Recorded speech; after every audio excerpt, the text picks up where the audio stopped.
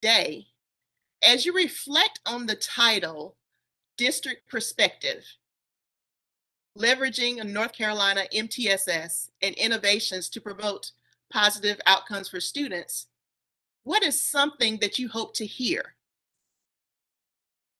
Take a moment and jot that down on a pad or a piece of paper that you have next to you, and hold on to that hope as we go through the presentation today.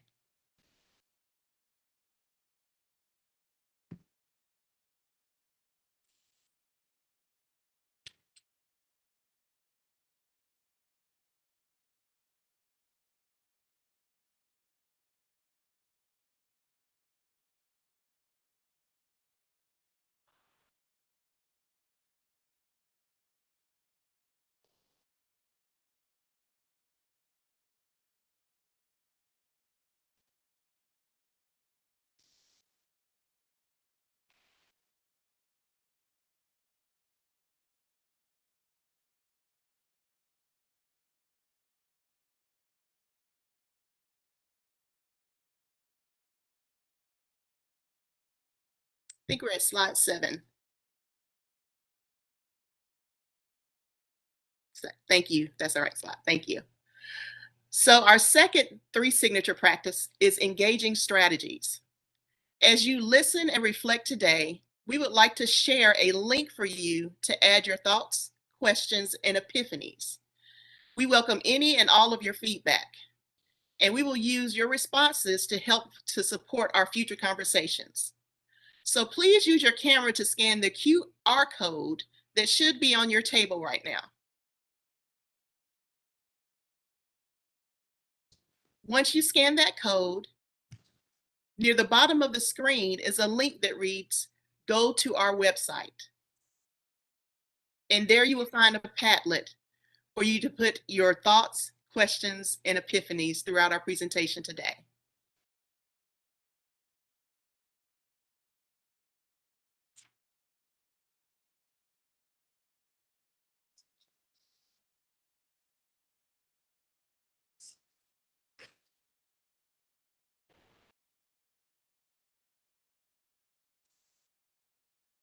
Okay, next slide.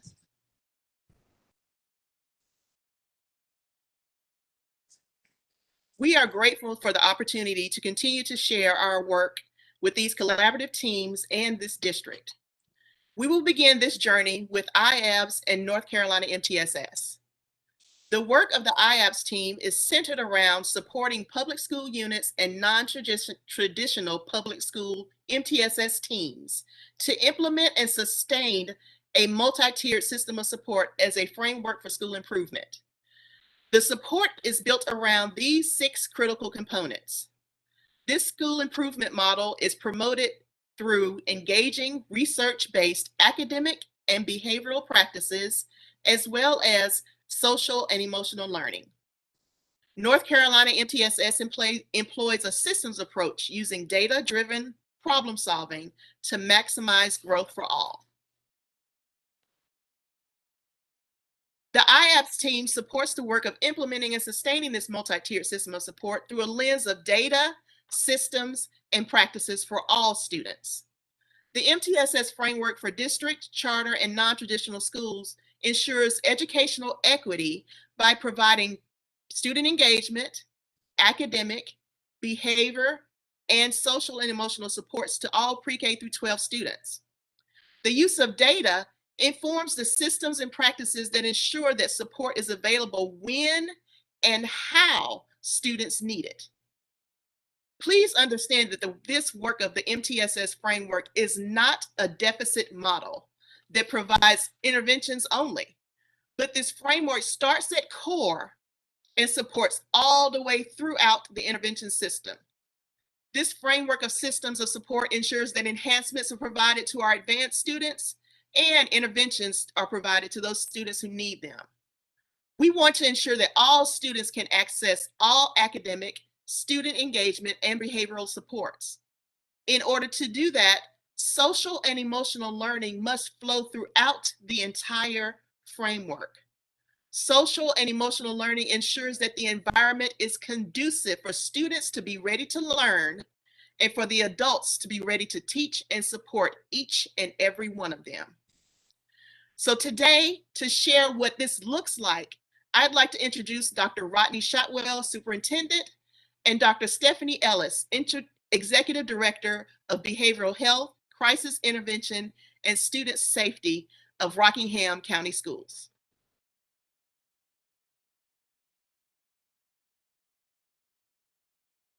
Hello, everybody. Hello. We are going to try to keep this so exciting because I know it's warm in here. Y'all have had food. So the combination of the two, I know, causes a little siesta sometimes, but I really do think that what we're going to be talking about here today really is the core to a lot of success in learning for North Carolina. I'm here today on behalf of our school board, students, and staff, and this opportunity, you know, when you plant flowers, you hope they turn out the way they do on the picture where the bulbs are. You're like, that's what I want in my yard in the spring. And you hope that you get it. Well, I'm going to tell you, we planted it and I got a whole lot more flowers than I anticipated. But it's been such a good thing.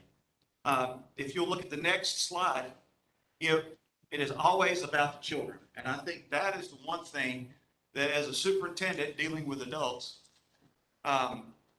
we have to remind ourselves every day that we are here for the kids and the kids that we're responsible for. And what I have seen with my own children, their friends, going out to schools, COVID has done a number on them. And it has been a really hard adjustment for everybody to be back together again for lots of different reasons. And there's still all the things that the kids were able to escape from home with when we had school under normal circumstances. They got to endure it for about 18 months without any escape. And we're working with that. They're coming to us because they feel safe. I just want to say that all learning is social and all learning is emotional. I think one of the best aha moments that I've had from a teacher was, it was right before COVID. They said, you know, I really do think that the kids have to have that emotional support. I used to think they were trying to get out of class so they wouldn't have to do the work, but they really are in distress. And I'm going to tell you right now too, our faculty is in distress. It's everywhere, and we have to lean on each other. And I have never, ever seen a more appropriate time to talk about the topic that we have today. And I'm just fortunate to be the low man on the totem pole because you have three wonderful colleagues here that know a lot more than me. I'm going to turn it over next. Thank you, Dr. Shotwell. It's an honor to be here before today. I just want to thank the State Board of Education for allowing us the opportunity to speak. I also want to thank DPI leaders that are here, and also just all the students and staff in Rockingham County Schools. We hope to be able to show you today just some information around how we've been working on building a full continuum of mental health and social emotional well-being supports in our district, aligned with the multi-tiered system of support. So we hope you're able to see what that looks like in the district, and it's an honor and a privilege for me to be able to serve as a leader in that area in the district. And I want to thank Dr. Shotwell too. He's so humbly has introduced himself, but he has been an amazing superintendent and support through this work. Right from the beginning, I go to him a lot and I ask him, can I do this? Can I do that? And, you know, he's always supportive of us within the districts, and he knew that this was a need for the students in Rockingham County. And so he wanted the students to have access to that service. So I really appreciate his support and his partnership through this. One of the things that I think you'll see as we're talking through today, and look, I'm usually a person who walks around, so I'm going to try to, I might bounce out of my seat just a little bit. So But one of the things that I want you all to see is how we have worked with our specialized instructional support personnel. And what I mean by that is our school counselors, our school social workers, our school psychologists, our behavioral health specialists, and our school nurses. In partnership also with instructional coaches as well as school resource officers. That whole group has really worked together to support the social emotional needs of our students. And this all started back in 2017. Before we were identified as a Project Aware district, we knew that our students needed mental health supports. We were seeing our students in crisis. And we knew that, and we felt like we were kind of living in this reactionary mode. And that was something we knew we wanted to change, and we wanted to be able to better support our students. So we started out and we began talking with our staff, right? And we said, tell us, I knew what I was seeing. I've been over crisis and safety for a long time in our district, and responded to way too many suicide and threat and risk assessments for students. And we wanted to get to a place of prevention, right? And so one of the surveys, and this is just a couple of the questions on that survey for our staff, but we found that over almost 74% of them were really, all they were doing was those risk assessments, right, for students who were in crisis. And that was concerning. Not that we want a good process, and we had a good process, and we had worked really hard on that process. And that process is absolutely needed in every school district. However, we wanted to make sure that we had lots of prevention in place so that we could prevent our students to getting to that crisis point. And so when we surveyed our staff, we really found that they were really taking about 2 to 3 days worth of their time, all of our specialized instructional support personnel, on this crisis response.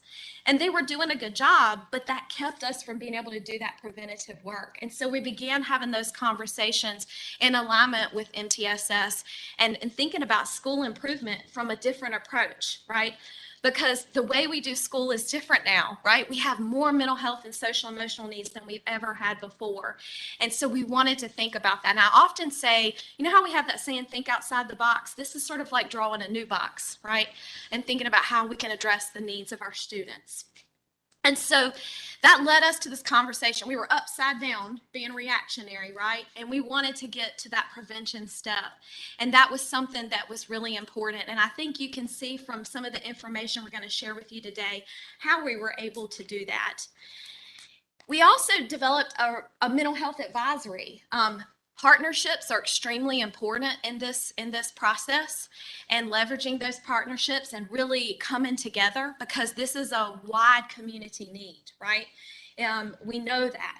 And so we want to be able to pull individuals in, other mental health agencies, social services, health department, faith-based organizations, all of the different partnerships that school districts have. We brought that together along with parent reps, student input, also our other staff input, and we developed our mental health advisory. And through that, we worked on our vision. And this is our vision that is on our strategic plan for mental health and social emotional learning that was put in place by the state board, as you all know, over last year. And so we started on this work a while back. And out of that vision, we knew we wanted to build a full continuum that wherever a child went, no matter what school they went to, right, that they would get the same level of service at this school and also their school in another part of our county. They would get that same level of service. That was really important to us. And we also knew that when we made outside referrals, we wanted to make sure what happened when a child went to that outside referral. What was the connection between that homeschool and that partnership? Because we knew from talking with our students, our staff, everyone, that that's something that needed support and we needed improvement in that area. And we didn't want to work in isolation in that silo, right? And so through that, we know that those social emotional skills help prepare our students, right, for life skills, right, to move forward through their academic career, but then also that emotional regulation is so important as well. And we knew that our students needed that. So we wanted to build that support. So then sort of came our goal areas. And I love this visualization. You can see the tree. That's our motto in Rockingham County for what we're doing. And it says, inspire hope, make a difference, every single one, right? We don't want any child, right, to not receive that service if that's what they need, all right?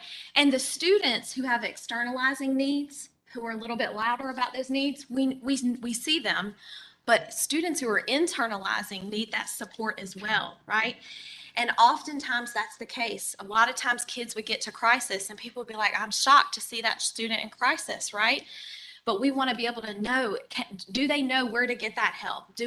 Is our staff ready to acknowledge and see what they need and help get them connected to services and supports in an early time frame, right?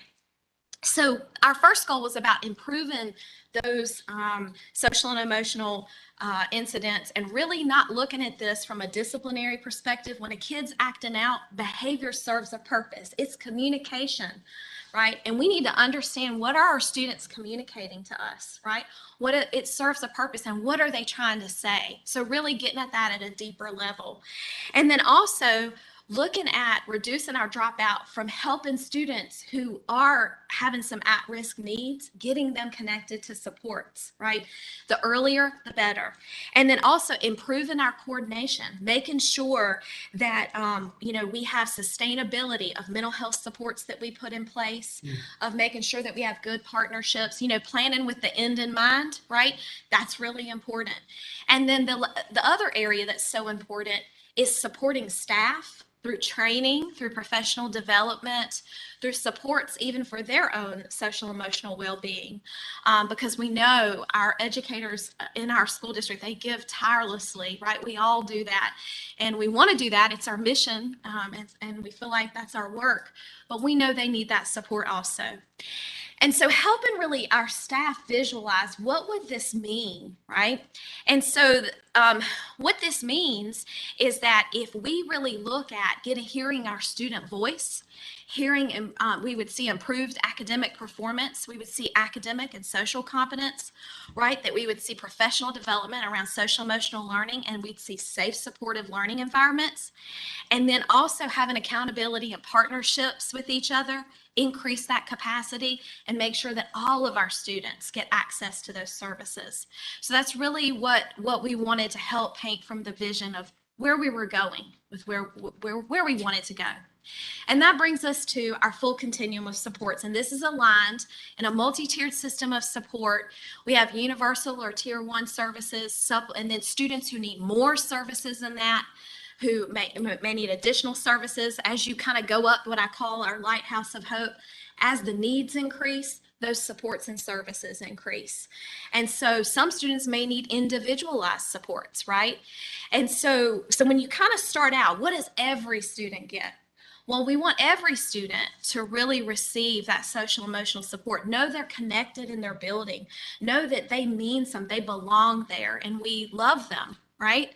The other piece of it is that we want our staff to understand if a student is showing a need for mental health support, how do they recognize that?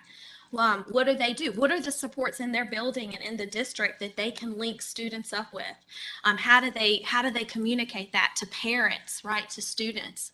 And then also resiliency, building resiliency, teaching those wellness skills. That's so important. And it's one thing for us to be trauma informed. It's another thing for us to really practice that and put that into place. And so that's so important for our whole district to have. And that goes for students, parents, staff, everyone. Okay. So that's what we call that universal core approach. That's core, what everybody receives. And then, as I said, those needs that go up, we don't stop giving those core supports. We keep giving them, but we also layer on and add additional supports. And so that's where looking at social skills groups, providing check-in, check-out, mentoring, things like that, helping our students. And then as with the need increases, maybe a student needs individualized counseling, right? Maybe they need, a personalized behavior plan to help them within their environment and their setting. Also, if there is a student in crisis, we want to make sure we have those risk protocols in place to take care of our students. And then on top of that is even more specialized services. We are really blessed in our district to have our day treatment program. We've had that for a long time, but that mental health support is so important. And this is for students who may have the most intensive needs, but they receive educational services and mental health services all throughout the day. We also have therapeutic learning classrooms where that need is also addressed in a similar way as day treatment. It's just that there is not necessarily as much coordination through mental health. We have those behavioral health specialists that go in there and provide that support, but we don't have a managed care organization overseeing those classrooms. So there's definitely support around that mental health, just not a managed care organization overseeing that. So that's a little bit about our Lighthouse of Hope and our framework, aligned in a multi-tiered system of support. And I'm not sure why that's not showing up quite exactly the same way, but if you could see that, what I would like for us, it's playing a trick on me here, I know, what I would like for you to know is that another area in my role is looking at not only setting up psychological safety for students, but physical safety. And the thing is that those two are connected together. They don't live in isolation, right? So we need safe learning facilities. That's absolutely important. But with that, we need school safety and crisis management. But at the heart and the foundation, which you see there at the bottom, is that prevention and resilience, right? What we're talking about is school climate, connection, well-being, making sure that we have things in place that our students know that they're in a place that they're loved and cared for. And that's so important, and has to be our number one priority. So we like to say safe at RCS, safe at school, safe to home. That's really how we view it, is that physical and psychological safety is connected, and one cannot exist without the other. The other thing that we have that we've put in place in alignment with a multi-tiered system of support is our mental health teams, okay? And so these mental health teams, what they do is it brings, remember that specialized instructional support model I talked about? I know many of you have really focused on looking at ways we can get more of those supports in place in our schools. And that's been something that's so important. And I'm here to say, we can't do it without that, right? These are the folks, if you have a student who has a reading need, we're going to make sure a reading specialist works with them, right? These are the folks that are the experts in social emotional learning and mental health, right? My background, I'm started out as an intern school psychologist in Rockingham County Schools. Dr. Shotwell hired me as an intern school psychologist, and I started there and have worked my way up through that, but my roots are always coming from that base. And so I will just say that is so important to be able to have those disciplines, to have all of them, not one over the other, but all of them. A school psychologist, a school social worker, a school counselor, a behavioral health specialist, our school nurses, and then work with other folks within that building, working together to look at the emotional health of our students. That's just so important. And that's what this team does. And they make sure all those things that I just talked about on that Lighthouse of Hope, that our students are directly receiving those supports, right? It's one thing to say we do it. It's another thing to do it, right? So there's accountability built into this meeting that we have on a regular basis in each of our schools, and every single one of our schools has that. We have 22 schools in our district, and every single one has a plan. They have a systematic agenda they go through that's aligned with multi-tiered system of support, and we make sure that the school knows universally at the core what we are doing, but then also what about our students who need more supports? Did they actually get what we said they should get? And that is just critical to make sure that our students really get what they need. The other piece of it is this group having that collaboration and time together. We call them behavioral health POCs, and our specialized instructional support comes together, and we make sure that they get training that is really necessary to provide those supports to our students, and that collaboration time together. That's just so important. It's also important for consensus building, right? To keep our eye on where we're going, on that vision that we talked about. And then just to improve our skills, right? As our students show more needs, we want to stay up to date on that and make sure that we're meeting them and the needs that they're at. The other piece of it is having all of our specialized instructional support personnel work with their principals and all of the teachers in their building to work on this perspective shift. And what I mean is, remember how I said it's one thing to be trauma informed, but it's another thing to actually put that into practice, right? So the perspective shift isn't that something bad happened to you and that trauma happened and that you stay there in that trauma. No, what is right with you, right? What are your strengths? Right? What can we build on from that? And that people really are resilient. We can experience incredible difficulty and trauma and still be very resilient. But that does require focused skills, right? Being able to teach those and share those, have specialized instructional support to share that with staff, and then training our staff and our educators in the classroom how to just inherently build that within the curriculum, and really be able to show what resilience looks like in the classroom as things come up, right? That's just so important. And so any student can really learn those self-regulation skills, but it starts with us as adults, right? We need to also know those skills and then in turn model those for our students. So everyone being able to have those supports. And so those core areas, we developed an SEL implementation team, and we got lots of input from different individuals. And that's so important, that transparency with your community about what we're doing, about why we're doing it, and what they see that their own children need, right? And what, what our community sees the needs are as well. That's really important. And so those core areas that we focused on are really relationships, right?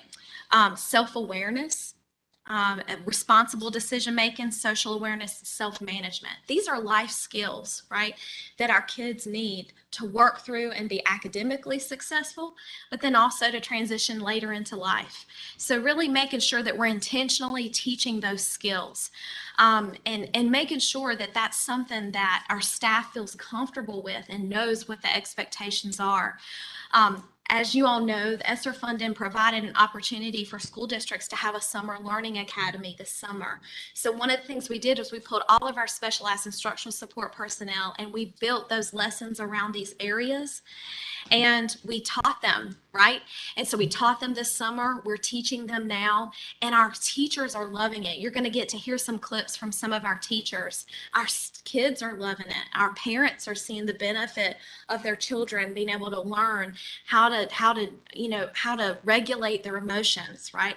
How to, grow up and manage their own behaviors. That's just really important. And so what we did was we made sure that our SIS staff went in and kind of watched as those lessons were being taught. We provided support to teachers. We provided those lessons. There wasn't a lot of work for the teachers, which they loved that piece because they had all that academic piece to focus on. So, and then really being able to build resilience and wellness skills in that, so that they could teach it and model it. And our kids got to practice it. And so it was amazing to be able to see that. We got lots of feedback through that process built in, and overwhelmingly, we had over 3,000 responses from our teachers that this is something that they felt like they needed to be more successful educators, to teach children in the classroom. And it was something that they held on to, and they were excited to bring it into the school year and continue forward with it. The other piece of it is helping our students widen their resilience zone, right? We all have a zone, and sometimes when things get really stressful, it's more narrow, right? And sometimes it's wider, right? And so when we all, during COVID, I would say, I don't know about you, but mine probably narrowed a little bit myself, all right? It was hard for all of us. It's been hard. It continues to be hard, right? And so we want to help teach those skills, but also provide that for staff as well as students to help widen and build those resilience and wellness skills within our students. One of the other thing that we did, I talked about partnerships. This is we implemented a Handle with Care program, and this was something that started out at one of our elementary schools, Stoneville Elementary. They just got recognized at the Whole Child Conference for their effort in this area, and now it has expanded to all of our schools in Rockingham County. And the whole purpose of it is that partnership between law enforcement and other first responders like fire, emergency, EMS.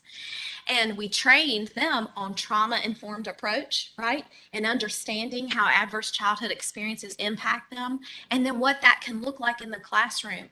When kids have those adverse childhood experiences, think about when we've experienced those things, how it puts us in a place where we might come into a situation where it might not look like our regular self, right? We might come across as being disconnected or withdrawn, right? When something like that happens. Or maybe it could look like an acting out sort of thing, but really it's a trauma that a child has experienced. And who knows that first? The DSS workers who were going to the home, the firemen who responded to the child's house burning down, the law enforcement officer who responded to a domestic violence situation, the EMS worker who just took that child's father to the doctor and then to the hospital and they passed away, right? They know these things. And so what we did was we created an app just for them, right? They could go in and they could make a referral that immediately goes to those mental health teams that I talked to you about. And then that group immediately checks on the child the next day, not to pry into their business, not to ask what happened, but just to handle them with care, right? To go check on them and to make sure, hey, something happened the night before for this child, and we need to take care of this child and understand they might not be their regular self today, right? And we have found such success with that. And our schools have really seen a lot of preventative things put in place, and the kids have felt better connected. And just to know that someone cares what happened to you the night before, even if they don't know all the details, to be understood is powerful, right? It's powerful. And we all want that. We all want that. And so that's what that Handle with Care program is. And so it has been something, and just a great partnership with our first responders in the district. The other thing that we have is our check-in, check-out. This is more of that supplemental and that Lighthouse of Hope on that middle tier. This is really, and you're going to get to see a video with this too, of just checking in with the student, right? Setting goals for the day, starting the day off right? Being acknowledged for the right thing throughout the day, and then checking out at the end of the day. And then there's the parent-home connection, where information is shared with the parent. They can send information back. And that's so important to all of this. We can't do any of this without that parent connection. Those relationships with our parents, no matter what service we're talking about, is critical in building trust with our families and essential to this work. So that's one of the services as well. And this is just sort of a list. You can sort of see what our mental health teams provide. That last part there, behavior contracts, check in, check out, mentoring, right? Developing those relationships, check and connect, making sure our kids are there, small group counseling, individual counseling. And if we need to make an outside referral for something specialized, we can do that with that connection and that sharing back and forth with the parent and the partner. And then also our beta team, which I'll talk to you in just a little bit about our crisis response. When we talk about individualized counseling, this is done with parent permission, right? This is something that we work with our parents on, and our parents are really excited to have this connection in the school because it helps them not have to check their child out from school and take them across the county in a place where maybe transportation is a barrier, right? So they can receive that with their permission, all right? And so what do? We talk about any unhelpful thoughts that the child might be experiencing, right? Learning those skills and helping them think about that in a new perspective, in a way that's positive, that helps them navigate their environment, right? And then they learn to apply those helpful thoughts, right? That's our whole purpose. And then I've spoken with you, in our district, we do have those therapeutic learning classrooms. We have 2 elementary, 2 middle, and 1 high school class. And then our day treatment program has an elementary, middle, and a high school. So if students need more support, again, this would not happen without parent permission and collaboration. This is something the parent would we would ask them, if they would consider the consent for this. And many of them do, because they see the need and they see, and so many of our students go and receive these supports. They don't have to come back and then again receive that support. They have success because of the evidence-based practices that are in place. And lastly, and I'm sorry this isn't showing up the same way as it is here too, but our beta team is really a team for any student who's at risk. If they've had thoughts of hurting themselves or thoughts of hurting others, right, then we want to make sure that we provide that school support, the parent support, and the child.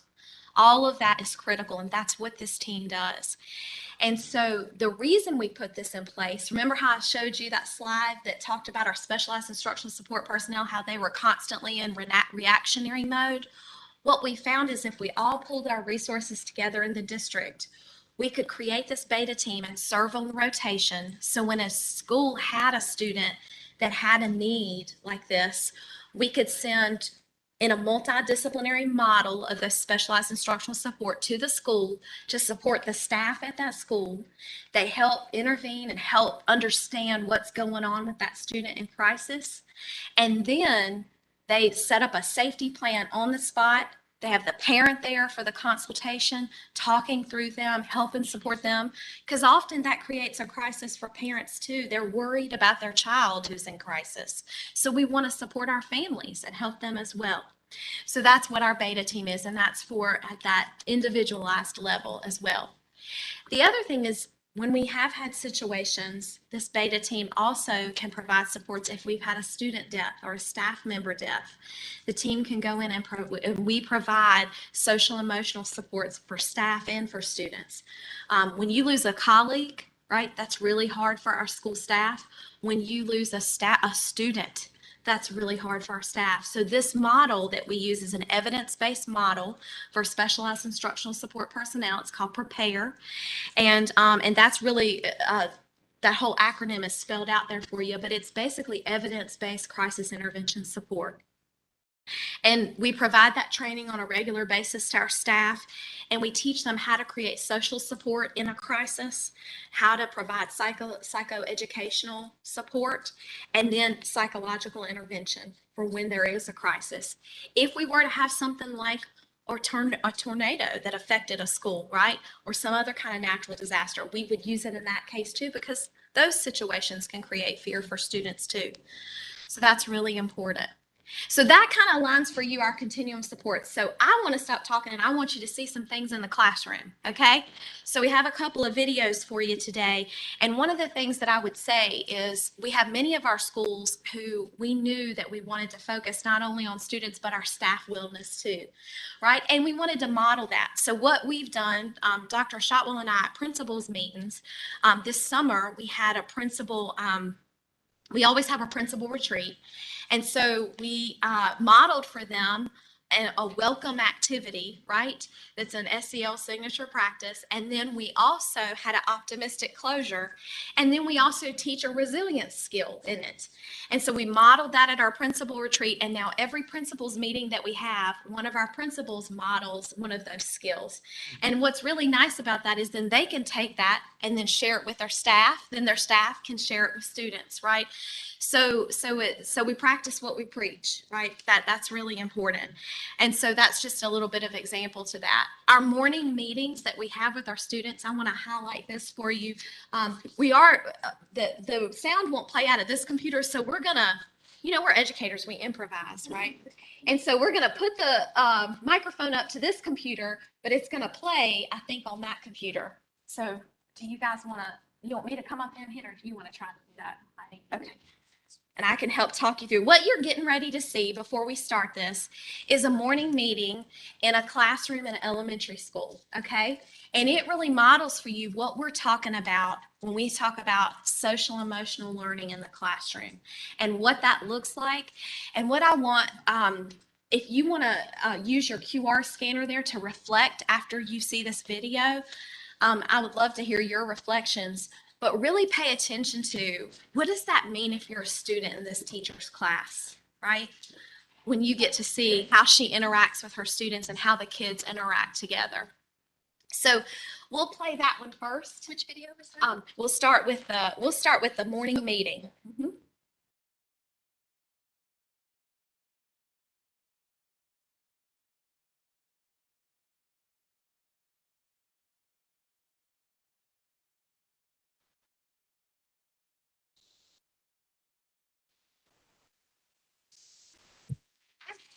Too excited. You're too excited. Thank you.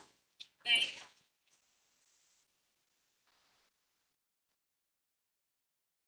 I love it. I love it. I love having you here. Lydia. It's playing.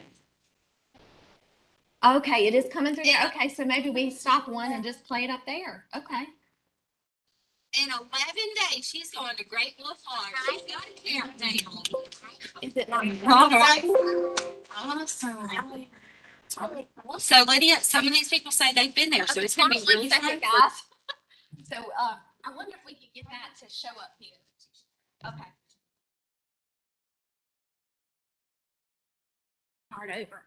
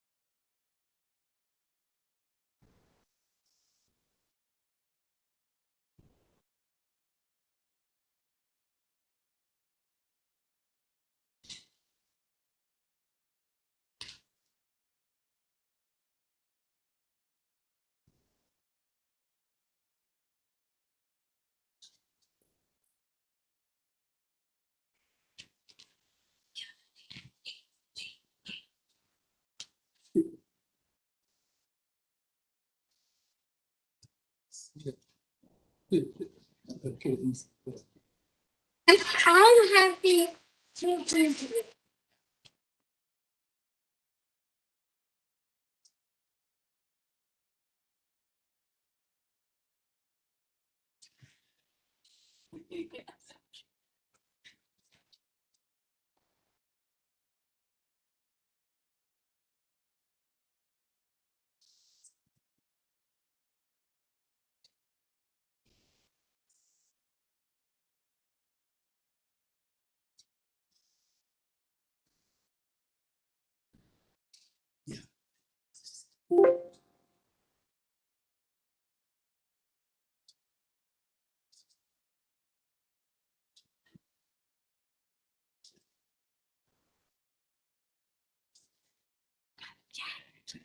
All right, here we go. Yay, thank you. Let's give her a hand. Yes. Yay.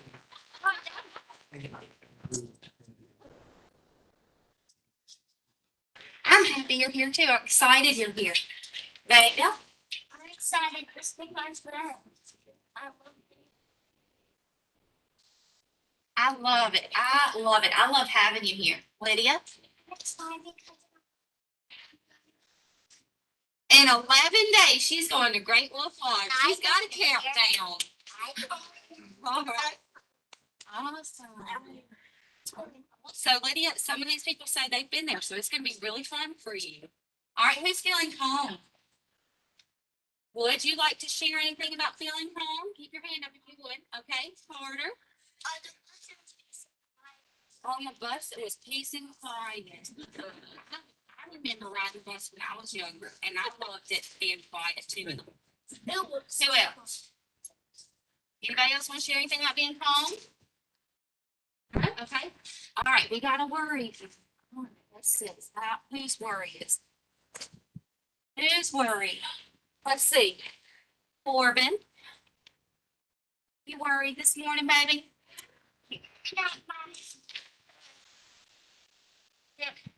I'm worried that my buddies that doesn't live with us. You're worried you're not gonna have your bunnies anymore? Are they your pets? They used to be. They used to be. They might not be able to stay with you. Are they gonna go like back to the wild? Or are they They're going to at some a other farm. place? They're going to a farm? Well, look, they'll have a lot of room there. Maybe you could go see them some other days, okay?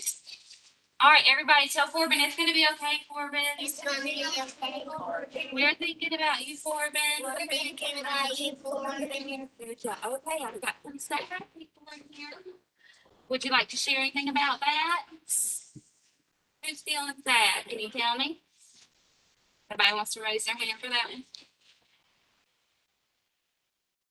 Okay. If you accidentally put on the wrong one, it says home. You sad at home. Which one? You're sad. You got a mixture of feelings this morning. Okay, so what you sad about, baby? Your dad has gone somewhere and he hadn't come back. Like, is that every time? Oh, like when he drops you off. Yeah, you get sad because you miss your daddy. Yeah. Sometimes we miss our family, right? Yeah, sometimes we miss our family. Raise your hand if you've ever missed your family. Yeah. So we can all empathize with her, right? Yeah, we all kind of have that feeling because we've all been sad when we miss our family. But it's gonna be okay. Can everybody tell me it's gonna be It's gonna be okay. right? I have another picture up here, but no name. Anybody else want to share with me? You sure? Okay, well, remember, you can always tell Miss Pilgrim when we're in a smaller group, or you can just tell me one-on-one, okay? Yeah, you can tell me how you're feeling. If you don't want to say it out in front of everybody later, okay? All right. Okay. So just take a moment if you want to fill out on that, just on your reflection. We'd love to hear your reflections about that. And while you're taking the time to do that, I just think about her helping other students show empathy, right, and support for each other. That's really important. Empathy is a taught emotion. It's not something we're born with. And so she does that morning check-in every day, and they are ready for that. They know. I interviewed many of the students in her class authentically, and they look forward to that every morning. And so that just takes just a little minute of time, but automatically you see that students are really wanting to respond and have that connection. And so that's just something that's truly, truly a blessing. As we go back and look at the other videos, I'd love for you to see a principal who as I said, we try to practice what we preach, starting that day off right at the beginning, talking about a social emotional skill of making friends, right? And so that's that second video right under there. If you could pull that one open, that would be amazing.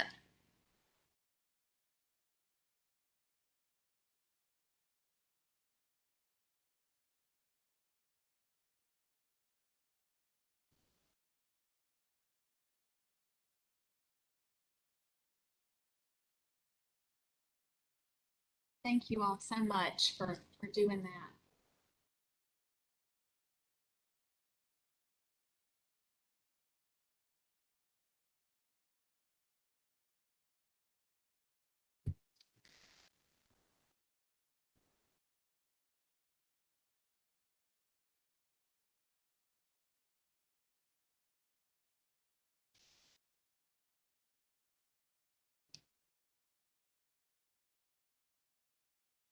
Good morning, Central Panther.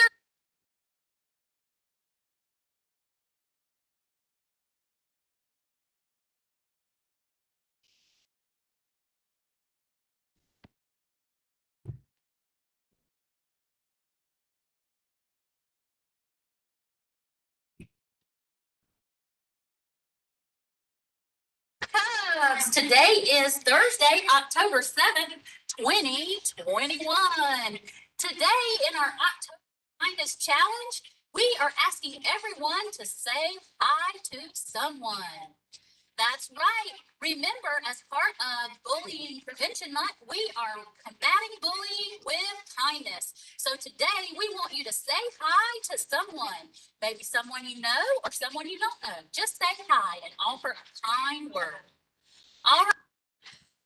I impromptu videoed that principal. She was like, oh my goodness, I can't believe you just did that. But, you know, just starting off the day, that's set off the tone right off the bat that that's something we want everybody to do. And so that sets the tone then to start that morning meeting off in a good way, right? That's what we're seeing there. The other video that I'll have for you is from a student, right, who got to participate in that morning meeting. I'm sorry we won't be able to show it up here, but you'll auditorily be able to hear her talking about it, okay? So we're gonna let you hear that as well, because that student voice is so important. And we always want to know, how do they feel when they're getting. Okay, Mary Reed. Well, tell us about your morning meetings. We always start off turning in our folders, and then we write in our notebooks about how we feel and why we feel that, and then we do sticky notes up on this board that our teacher has created on her thing. Yeah. And so let me ask you this, Mary Reed. What do you like about the morning meeting? That she really asked us what our feelings are. Wow. How does that make you feel to be able to talk about that? It makes me feel happy because then she can kind of help you if you're having like a bad day or anything.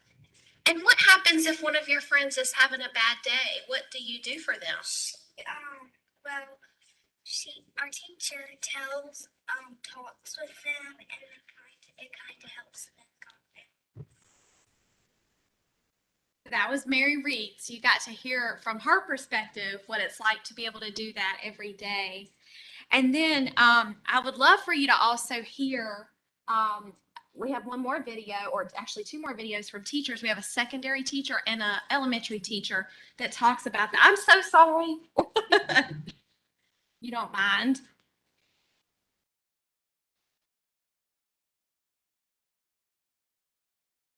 It's on that next slide.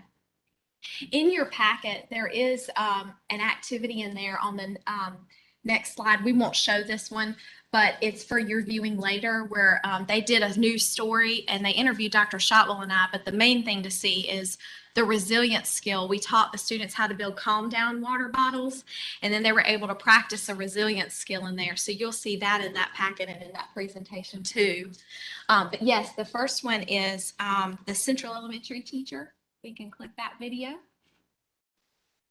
And she's going to talk a little bit about what having a team of specialized instructional support means for her and how that helps her better support her students. And then the next video that you'll be able to see is one of our teachers talking about how having training around trauma-informed care really does help them in the classroom. It helps me as a teacher because it helps me have a team of people that can support this child, and being someone that did suffer some trauma in childhood and not having that this many years ago, I know that it helps our kids to be able to grow in the classroom. It helps our teachers to be able to respond in the classroom, and it helps us to be able to know something is going on. I have a lot of, friends and even myself that had trauma when we were younger in elementary school, middle school, and no one ever knew. They handled it well, and there was no kind of talking about that and stuff. So I can really tell the difference in intervening early, getting that team involved, and making it to where you have a connection with that kid, because they're going to remember it for the rest of their lives. If we can show our Stoneville elementary teacher, that would be great.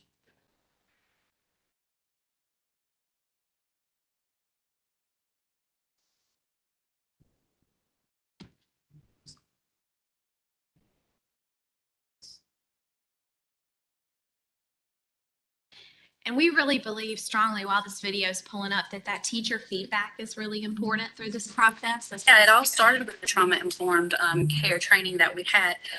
It really hit home because I connected with that. I have family members that have gone through trauma. And being a teacher, just my first couple of years, I've seen so much trauma in my classroom. So I felt like it was something that I needed to bring in. I wasn't sure how when I started, but I felt a passion kind of like spring in me. And that's something that I've really enjoyed doing. And so you heard her say she wasn't sure how. And I think these skills and the professional development and the resources we're able to provide our teachers helps them feel more successful in educating our students. And that's really important because they are quite stressed out if they have a child in need and they're not sure how to help them, right? And so that's what these resources and supports and teaching around this social emotional well-being is so important, because it gives them the resources and helps them know what the resources are in their building to connect them with students. And so in 2017 to now, one of the things that we use is the SHAPE assessment, which is the school health assessment and performance evaluation system. And what that does is it helps us monitor our own implementation of all these things that I've just talked about. So you can see in 2017 to June of 2021, we've had an incredible amount of growth. We went from an emerging practice of 1.986 is the highest score you can get on these domain areas, and we're now at 4.95. So we're not perfect, right? We're getting there. We're working. We're still striving, but we've made incredible growth by aligning this with a multi-tiered system of support, using that as our school improvement framework to really provide a full continuum of supports for social, emotional, and mental health for our students. And then also, what does that look like on how many students? In Rockingham County, if you'll see that we have 22 schools, about 11,500 students, all right? We were able to, during last year, we had times where we were in person, times where we were virtual, times where we were hybrid, right? We were doing a little bit of both. It was a, an interesting year. And so we were able to make well over 1,000 visits to students to provide them that social emotional support who needed it, who could not necessarily get that in person. But then also in our mental health teams, we helped serve over 2,000 students who needed those social emotional supports. We had over 3,000 students who needed individual or group counseling, right?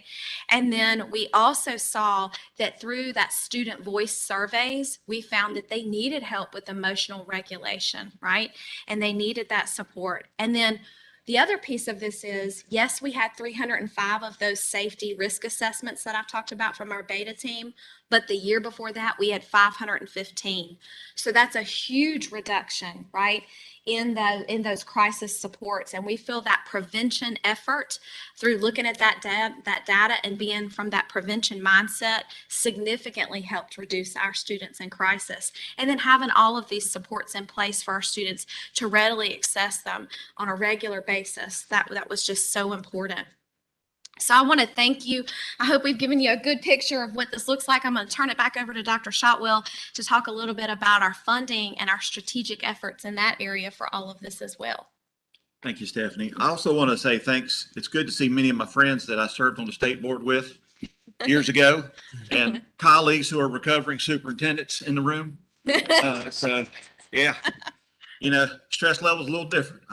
I can appreciate that.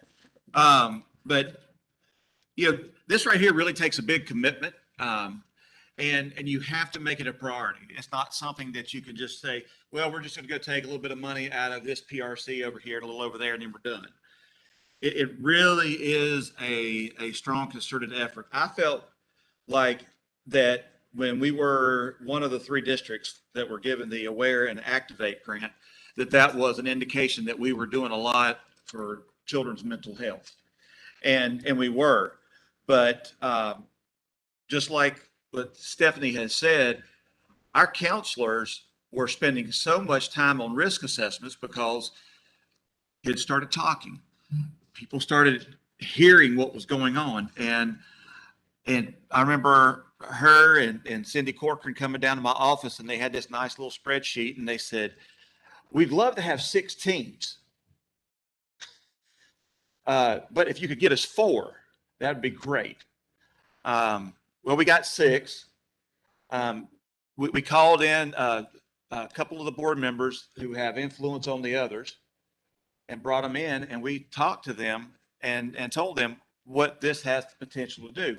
Now, being the financial guy, I'm also saying you're going to have to take some of this out of fund balance.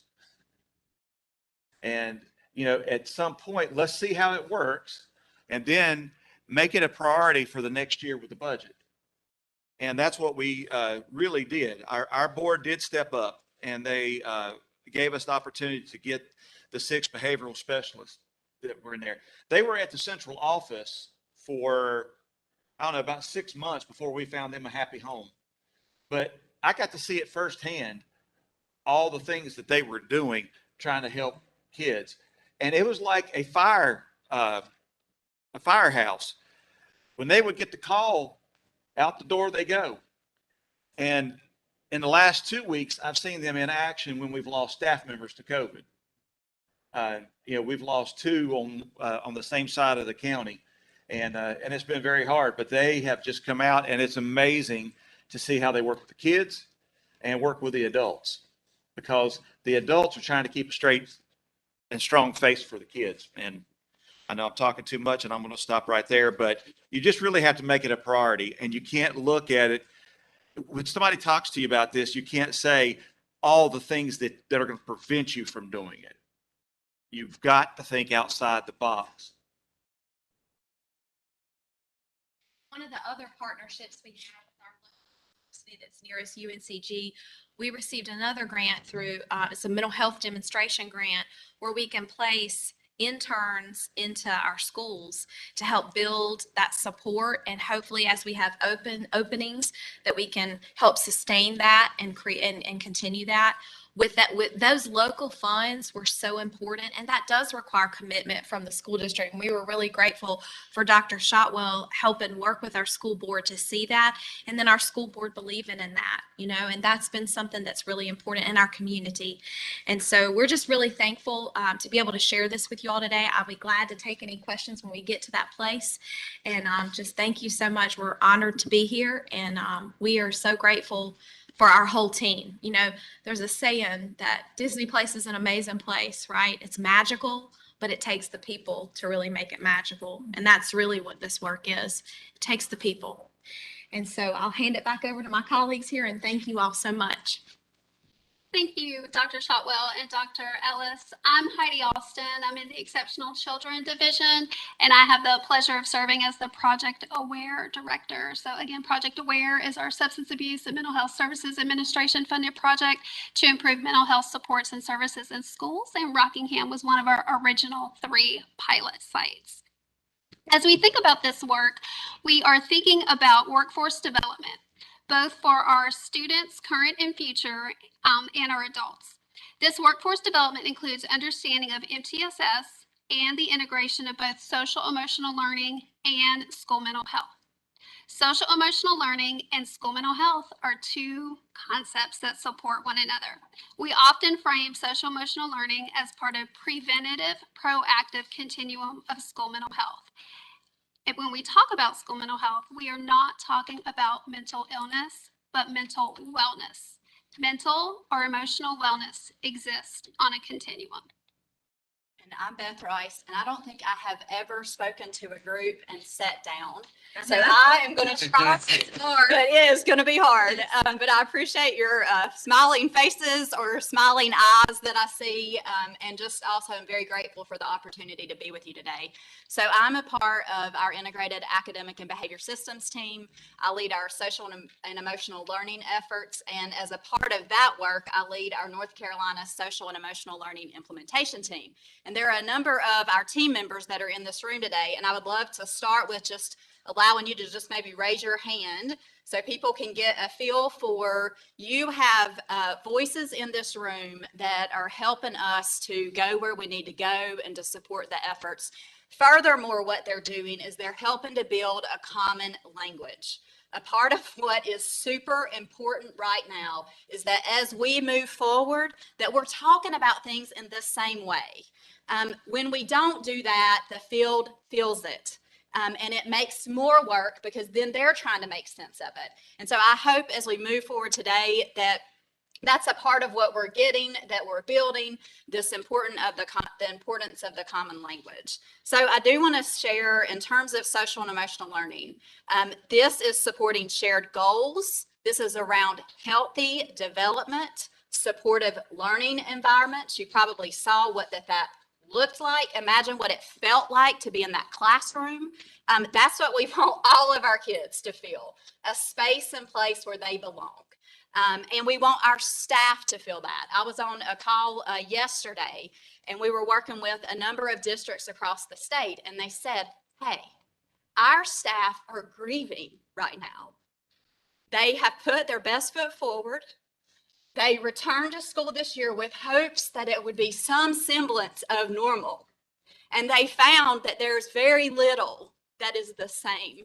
And so I do think that it's important, although that's not a part what I wrote down to say, but I think that is really important as we are thinking about this work. We are not just talking about this work with our students, but we have got to support our staff where they are. And that doesn't mean going and saying, hey, go take care of yourself. Because I really believe in my heart of hearts that everybody is doing the best they can with what they currently have. Yep. All right, so how do we do this in a way that moves some things forward and that uplifts some of the work that folks are already doing? Okay, so what you heard is an example from Dr. Shotwell and Dr.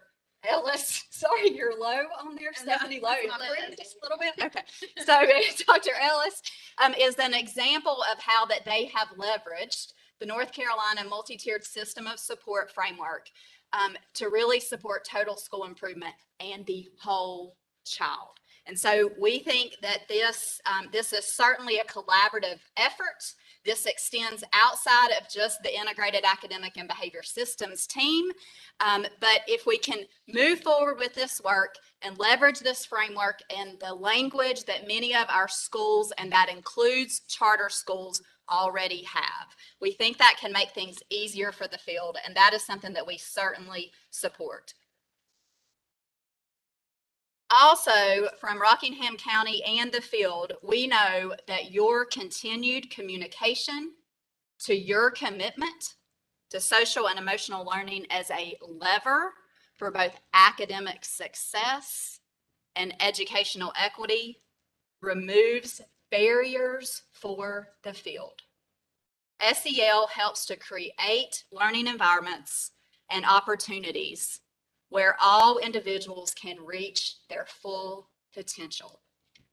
So we are taught, SEL helps educators better attune to and appreciate the developmental needs, the unique strengths of our students. It helps to build awareness of different cultures and backgrounds and create classroom environments that are more inclusive of all learners. And so as I just said that, you may have thought about a learner.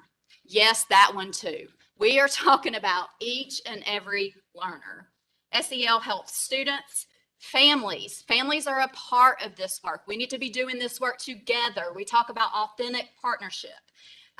Families, educators, community partners. You heard lots of examples of those partnerships that Rockingham County has built with their larger community. We want those people to be involved and have a voice in this work.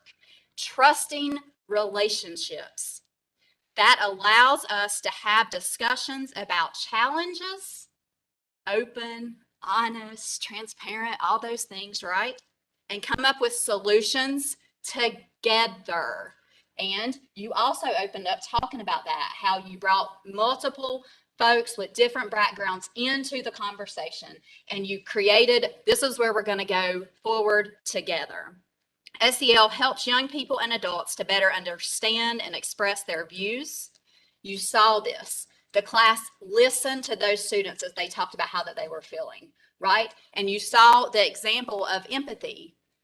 Maybe a way to think about that is compassion, or maybe another way to think about it is love. And I think that's a big part of like what that we are here for. Also, that's a period. And we realize we have different viewpoints. That is what makes this an incredible space to be. That is what makes North Carolina an amazing place to live. We acknowledge that we have work to do. We acknowledge that we have different viewpoints. We respect that, we honor it, and we believe that SEL, social and emotional learning, helps us to come together and have hard conversations to move work forward. And I love people.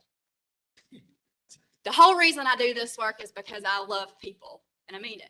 And even people that I see things differently than, I still love them. Social and emotional learning acknowledges that relationships matter. They do. Relationships in our classrooms matter. They matter in our district. They matter in our board meetings, matter in any meeting, any training, all the places that we touch. Relationships matter. They are opportunities to connect with people. So you will notice some familiar faces with this picture. When our state first started moving the work with social and emotional learning, we brought together leadership with whole child and healthy schools, integrated academic and behavior systems. You heard earlier from Frank Porter Graham. So their work with Office of Early Learning and Preschool Pyramid Model and Exceptional Children, and then also integrated academic and behavior systems. And we put our heads together on what did we need to do first. That was September of 2019. This picture is from November of 2019. We brought these people together. That laptop is there is because there were people also attending virtually, and they were going to be in this picture.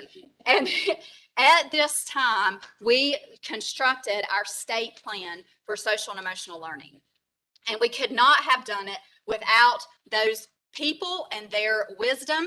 I believe you might even see a continuum, which is an activity that we did that talked about what is all the work we have already done around this. And you get an opportunity to brainstorm, put it on a sticky note, and you map it out as a timeline. So we were ready for this work and had a lot of work to support this already. So certainly to move this work forward, I do think it's important that we acknowledge the teaming structures that Rockingham did such a beautiful job of articulating. And also, I think it is important that we think about how do we mirror that at the state level. So if I'm being honest, we don't currently do that.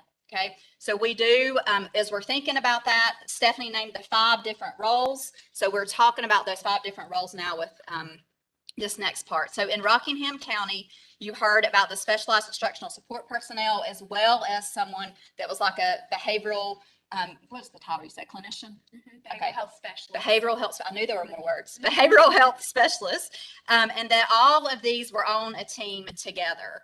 And while we do have 4 state level staff with these titles, a school counselor, a school nurse, I know that's also in partnership with DHHS, and a school psychologist, and a school social worker. God, she is amazing. So we do have these 4 roles at the state level. And the role, though, of the state school psychology consultant is situated right now within the Exceptional Children's Division. And the primary duties of this role are delineated to support psychological services as defined by IDEA, and specifically connect to the support of students with disabilities. And might I add, which is a very important subgroup within the broader student population. But as a result of that, there's limited capacity for involvement at the state level specific to supporting this full continuum in terms of prevention and early intervention efforts. And so a consideration of how the full continuum of these school psychological services and supports can be provided at the state level would be imperative for us moving forward. So there is not currently a state agency position in place to support implementation of the North Carolina Professional School Psychology Standards of Practice. There's also a need to employ an additional level to the continuum of mental health supports. The school mental health clinician provides intensive clinical therapy services to students when school counselors, school social workers, and school psychologists refer students who have more intensive long-term therapy needs. As such, there is a need for a comparable state-level position of school mental health consultant to provide guidance to the newly proposed DPI school mental health clinician job description and budget code. These supports would help us to provide a more comprehensive and integrated school climate and safety supports. Rockingham shared the example of their crisis prevention and response using the PREPARE model. In addition to comprehensive school safety, it would allow for stronger integrated support to the 4 supplemental instructional support personnel roles and the newly created school mental health clinician to support state level behavioral health PLC. A little bit more information about the North Carolina Social Emotional Learning Implementation Team. This team does include representations from across Department of Public Instruction and within multiple divisions of Department of Health and Human Services, specifically Division of Mental Health and Public Health. We also have implementing districts who participate on this team and also family representatives. There are 4 work groups of this team. There is the Building Foundational Support and Plan and Practice Continuous Improvement, Strengthening Adult Social and Emotional Competencies and Capacities, Promote Social Emotional Learning for Students, and then our 4th work group is the Communication Work Group. A couple of highlights of this team. Currently updating the North Carolina Social Emotional Learning website, and will include a new Family and Caregiver Youth Wellness tab. There will be a comparable Educator Wellness tab. We will be launching an opportunity to lift up our educators across North Carolina through Mindful Mondays, and also a relaxation journey across North Carolina. So if you're in the mountains, you can listen to a calm stream. If you're in the coastal region, you can listen to the waves of the beach. And this was actually modeled after our Cleveland Project Aware virtual reset room. We're also working with our institutions of higher education. Just had an opportunity to have some fantastic focus groups with our institutions of higher education. We had 40 reps from over 22 different institutions of higher education, both public and private. So have a lot of great ideas related to our educator pipeline. And we're also releasing some social emotional learning infomercials. The North Carolina Social Emotional Implementation Team again includes representation across Department of Public Instruction and Department of Health and Human Services. However, we have limited access to funding. Currently, we leverage Project Aware and IDA 619 funds. With accessible funding, we could move development of an online training and coaching center for social emotional learning and school mental health. We have another example from a state and have many of the online courses that be connected to a one-stop shop to support the field. In the Rockingham example, you saw their theory of action for both investment and outputs across the school and district level. We are working on a data evaluation plan to reflect on our state level efforts and continuous improvement.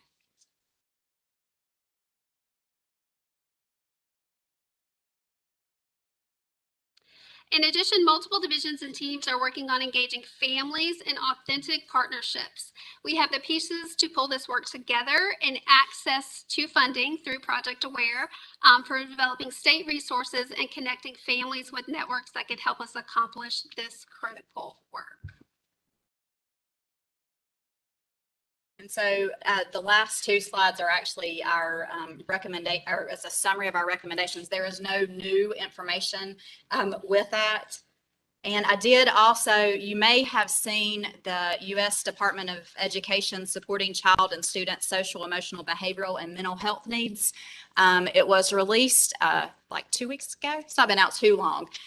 But one of the things, if you do have an opportunity to look at that resource, you're going to notice that there are 7 challenges and then 7 recommendations. And we really believe like moving forward together with what we're posing here would really help us to meet many of those recommendations coming out of that Department of Education guidance. And not only that, I really want to be clear that we have a lot of the pieces to move this, and it doesn't necessarily take more new things, but maybe it's more pushing some of the next work into the existing things and really enhancing what that we've already had, and then really listen to people as we're doing this work, because the great thing, I can certainly say, we have got incredible educators in North Carolina public schools who support incredible students in North Carolina public schools who come from incredible families in North Carolina public schools, and we can do this. We can do this together. So,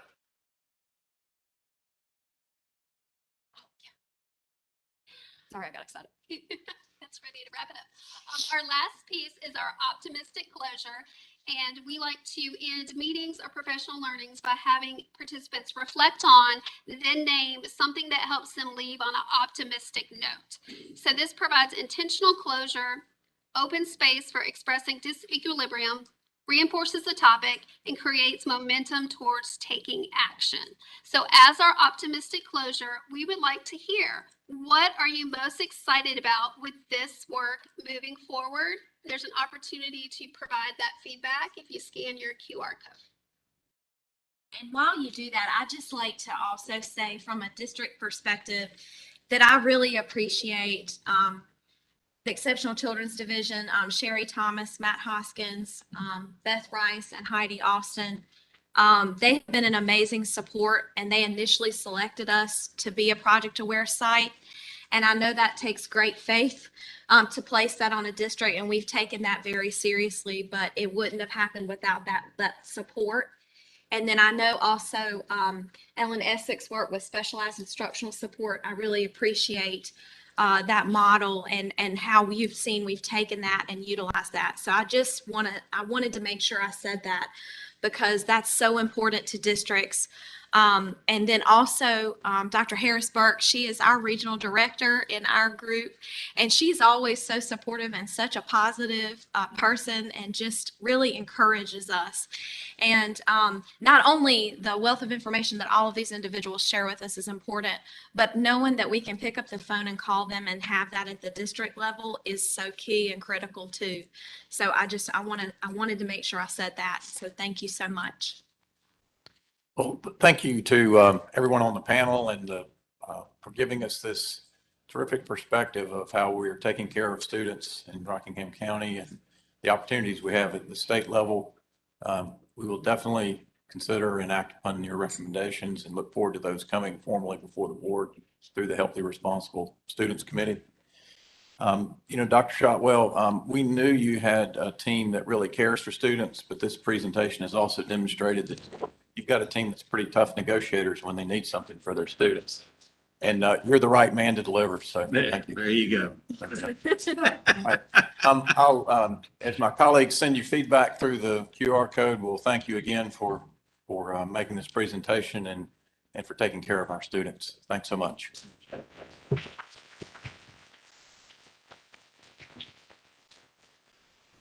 Hey, we've got one more presentation. As that group gets ready, we'll take a quick sort of break in place, and we'll move to our next and final presentation of the day.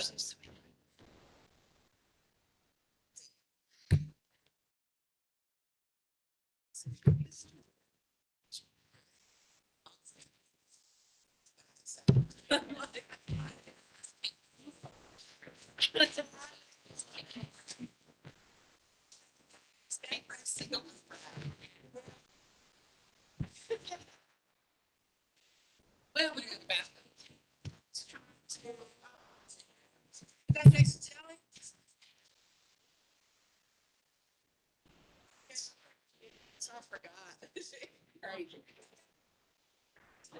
Where'd you go?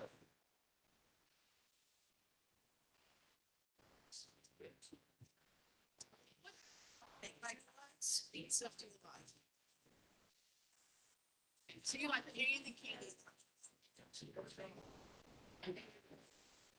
Do you like pies? No.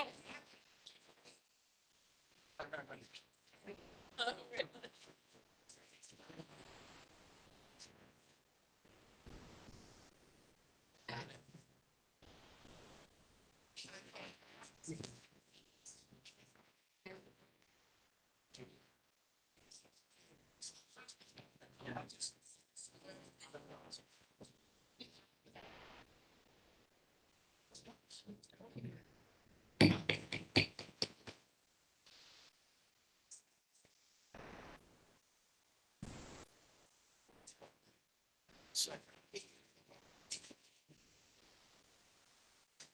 So what does it look like? You have to like certain components that you have to do. And you get a certain amount of like cards. You got a video too? What's the video of?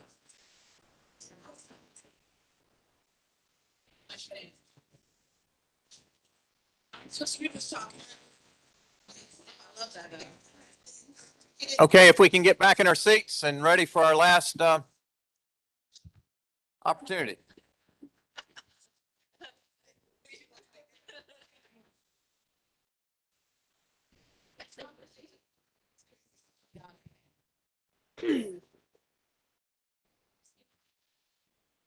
Is it on now?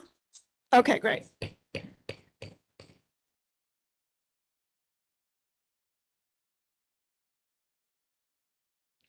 I'm gonna have to call on a teacher to get this crowd under control here in a minute.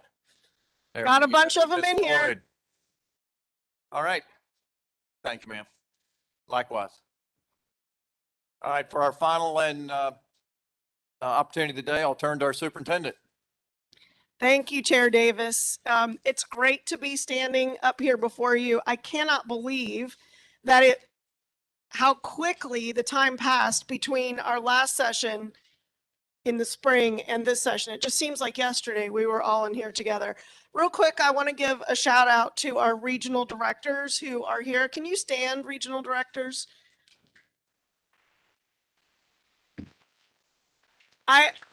It just means so much that you all travel from where you are to attend these meetings. And also I do want to give a shout out to Jeremy Gibbs out west, who has been driving a bus for his district. So thank you. Who's driving the bus today? I'll tell you what. Okay, so I am here to introduce our next presentation to you, next panel. Back in when did you all conceive of your strategic plan? It was passed. It's for 2020 through 2025. When did you vote on that? 2019. Boy, a lot's happened since then, huh? So we can go to the next slide. Am I controlling? Thank you. When I saw the goals in your strategic plan back then, I remember thinking, wow, they really nailed it. Of all of the things that we could have, thank you, of all of the things that people could say have been left out or were not included, these three goals encapsulate everything. Close opportunity gaps, improve school and district performance, and increase educator preparedness. Boom, that's it. And in 2020, you all voted on an action framework that would get us one step closer to the implementation plan for the board's strategic plan. And for various reasons, the implementation plan has not really come to fruition. And so we're 2 years into the board strategic plan, and the time is now to create that implementation plan. Those action steps need to be identified and then executed on. It is critical that my agency, our agency, start being held accountable for operationalizing the board strategic plan. But we can't do that until we have the specific actions in place that we need to take. And who better to do that than our directors, who are in the trenches every day at the agency. I know you all have heard them described as the workhorses of the agency, and they are. So much has happened since 2020. We have new leadership, not just me, but throughout the agency. We have new significant legislation in the Excellence in Public Schools Act. And we are coming out the other end of a pandemic that will forever change the way we strive to meet the needs of students every day. And so we want to just take a little bit of time here to do a very unscripted Q&A with 4 of our brave directors who very willingly agreed to come up here to share with the board what they see as perhaps, maybe disconnect is a strong word, but I'm going to say it, to ensure that there is a connection between whatever this implementation plan becomes and their day-to-day work. So with that, I'm going to turn it over to Freebird. Thank you very much, Superintendent Truitt, and we are honored to be here today to discuss perspectives in regard to developing the implementation guide, reflecting the strategic plan of the state board and the action framework. For those listening, I just want to introduce everyone that we have here on the panel: Dr. Sherry Thomas, Dr. Cynthia Martin, Dr. Ellen Essick, and Trey Michael. So those will be the voices that you'll hear here. And what we wanted to do is just take some time to reflect on, first of all, kind of day-to-day operations and how they see themselves and their work and their leadership and their teams within the strategic plan. So that'll be the first question. And we'll just kind of start off with you, Dr. Essick. Like, what have been your observations about how your day-to-day work is connected to the strategic priorities of the plan? You know, it's an interesting question. We are directly related, clearly, and we hear it here all the time. I heard whole child mentioned 14 times in the last 2 days, and I cheer every single time I hear that inside, because it's like, great, they're getting it. And I think folks are getting it, but I think our day-to-day work goes a lot further than the phrase whole child. We do a lot of things to set that up. And I think that's maybe a part that's sometimes missing, is what is that day-to-day work? An example might be the increased school specialized instructional support personnel. My team can't increase those. Your work with the legislators can increase those, but we don't have any money to increase those directly. But what we can do is make sure that those personnel that are hired are prepared, and we give them the professional development they need. We help them learn how to do resilience work and trauma-informed work so that they can be prepared to support their folks in their districts. You know, when I looked at Heard Rockingham, they do implement a whole school, whole community, whole child framework. And that is using that as a lens for all that they do. And I think that's what our team does, but I think it gets sometimes put in a frame of that's whole child, and it is. But how we collectively do that so we can move the work forward, I think, is an important part of what I'd love to see us move forward with. Dr. Martin, you and your team shared an amazing partnership yesterday between the department's work and specific districts. So could you also speak to, just in your day-to-day work as a leader with your team, how you see connections to the strategic plan? So for our work in district and regional support, we feel like we live in goal 2.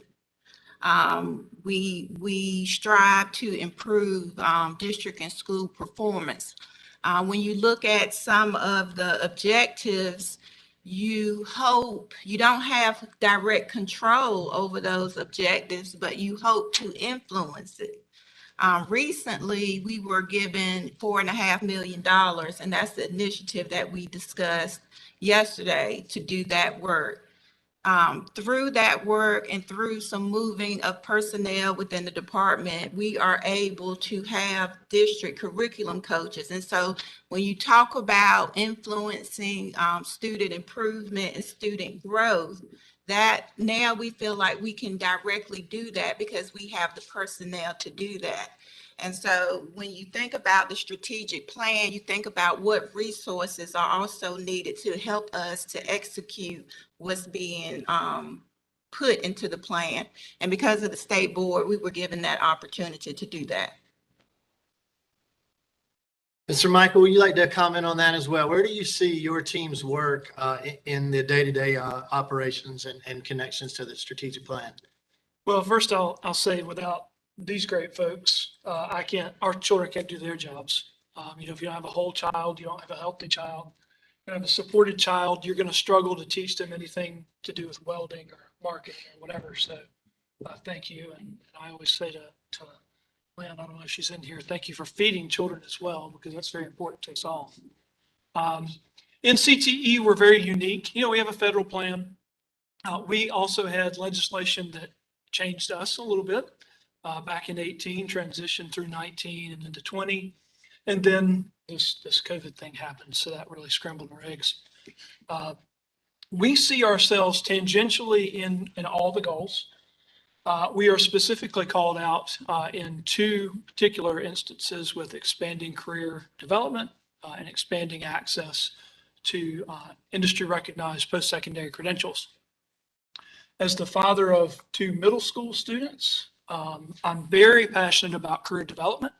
I'm very passionate about how we think about our children, not just starting in 9th through 12th grade when it is probably a little bit too late. How do we really expose our children through career awareness activities in the 5th grade? All children. I'm getting a little bit more bold. I hope that's okay when I say all children, because not every child is going to go into a specifically CTE career pathway, but they all need career awareness. They all need career development. And then as we get into middle school, career exploration of all sorts, 9 through 12 career experiences, and then launch them out into that bold world with something that will hit their passions.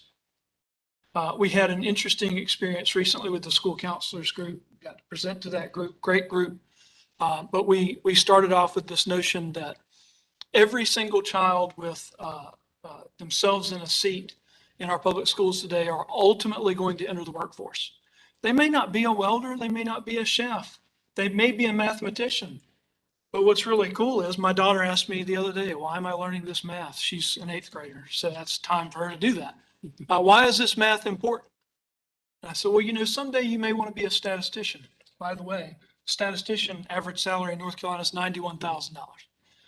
So how do we expose children to those career options, not just CTE, but all across the board, and make it cohesive and helpful? I now want to move to another question and kind of look at how could an implementation framework really reflect that day-to-day operations that your team is leading, Dr. Thomas, and what would you like to see in an implementation plan as we develop that collectively? Well, we are EC as that resource service. We have to stop thinking of EC as the place where we do their schooling. Over 80% of our students are in regular ed. So if the core isn't solid, if the whole child, whole school framework of support is not there to support those students and their needs, they're going to fall even faster than children who are non-disabled children who are not atypical learners. And then having that advantage in many platforms to CTE gives them that future goal of being able to be productive citizens. So, that post-school outcome is a huge thing that we get monitored on every year. And for us, if all those things aren't solid and structured and consistent, then we can't expect a child who has a learning disability, who has severe autism, who is severely speech impaired, who has a hearing impairment, you name all the things that's impairing their learning. So we got to have that strong core. And you heard Rockingham talk about it. Without that multi-tiered system of support framework in place to start looking at core, to looking at those individual needs and building up to the needs of everybody doesn't need the same thing. And we talk about that a lot. Fair is not equal. And we have to look at the playing field of how we make that accessibility.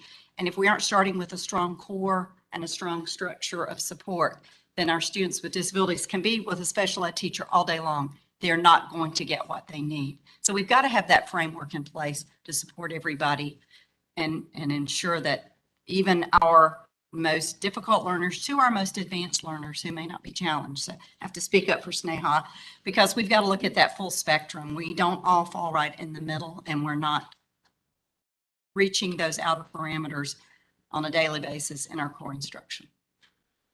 So because so many districts are looking to the strategic plan as a way to frame their own district strategic plans, are there any things that you think that we should lift up as a group here today as a reminder as we're building out this implementation framework that would help our districts? And any of y'all can take that, whoever's got the first. Just I think that example that we saw yesterday in the partnership between DPI and our districts was such a great example of the power of that partnership. And is there something else that as we're building this out as a team that we might want to lift up? I think a recognition and support of the idea that it takes time to do some things, especially when I'm thinking in my area around health related things, it takes a commitment and it takes time. Rockingham was incredibly successful, and a large part of that is their leadership. Their leadership knew that it might mean that someday I have to give up a few minutes of my instructional time so that I can do these things that keep my students healthy and ultimately make them better learners. But it takes that commitment, and I think the more we can echo that to our districts, the better we'll be. I would just echo that with, we talk in our team meetings a lot about endurance is key. We didn't start with a future vision yesterday and execute it today. We started with what that end could be in mind. We thought about when we got new legislation, we'd already had some of these discussions, and we did focus very heavily on career development, career awareness, career readiness, and thinking really more about the every child instead of just specifically CTE, but how do we help all children really reach their career goals? How do we help parents save money on tuition? How do we help children save time reaching their path and their destination? So endurance is key. It doesn't happen overnight.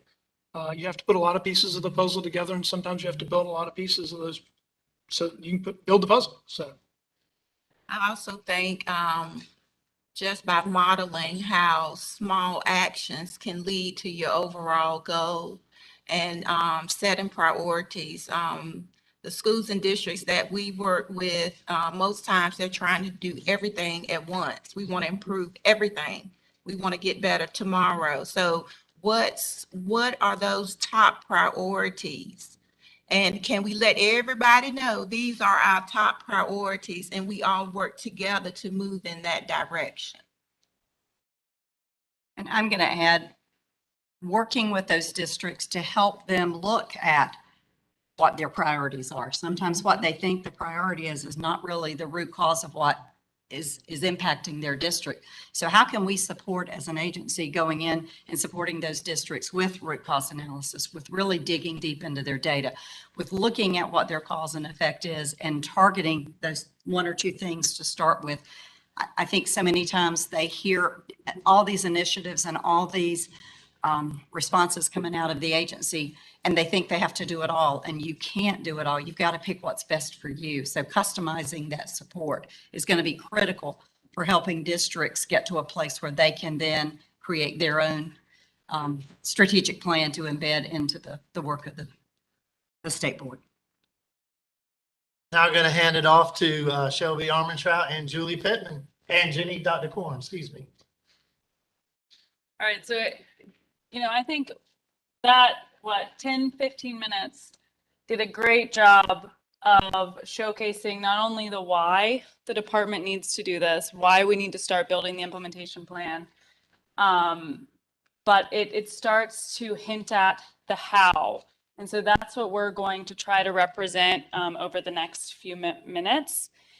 And that last conversation alone shows that this is going to be a very complex document, so we won't try to go into everything today, but I want to build out for you guys quickly what the process could look like over the next few months if we choose to do this.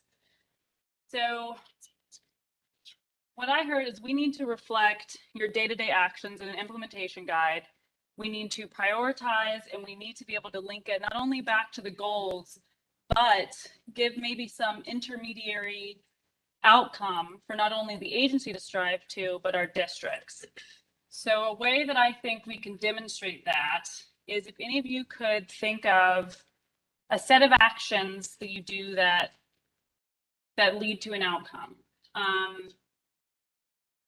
You know, Ellen, maybe it could, for you, if we wanted to do one, it could be the parts of NC Healthy Schools.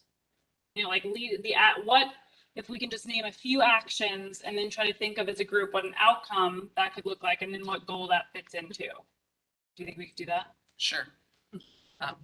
So we might use something like enhanced support for school health services, including mental health, physical health, and chronic conditions. Not that I had that planned or anything. And chronic condition management. You got to be a little rolled runner. Sure.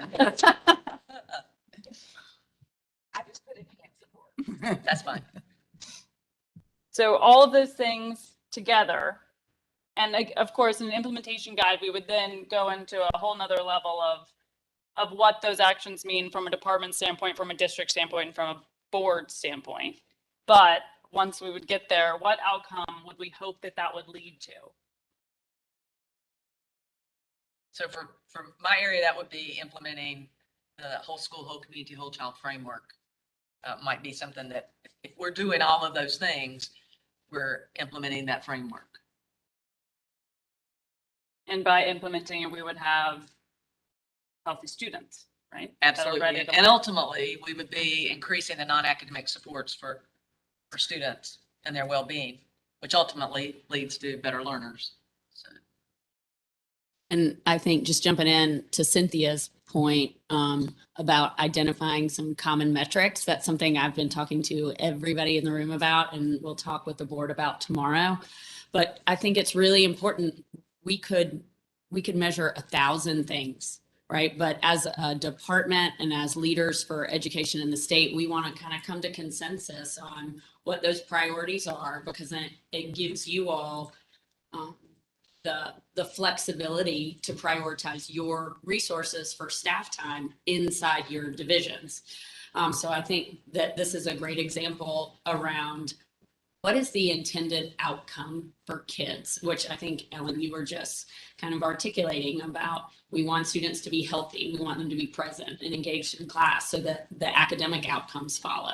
So I think that's a part of it. It has to be a part of the process. A lot of you all have done logic modeling with me before, and this is getting in that place, because what it does is it gives everybody kind of that common framework that's aligned to the state board's strategic plan.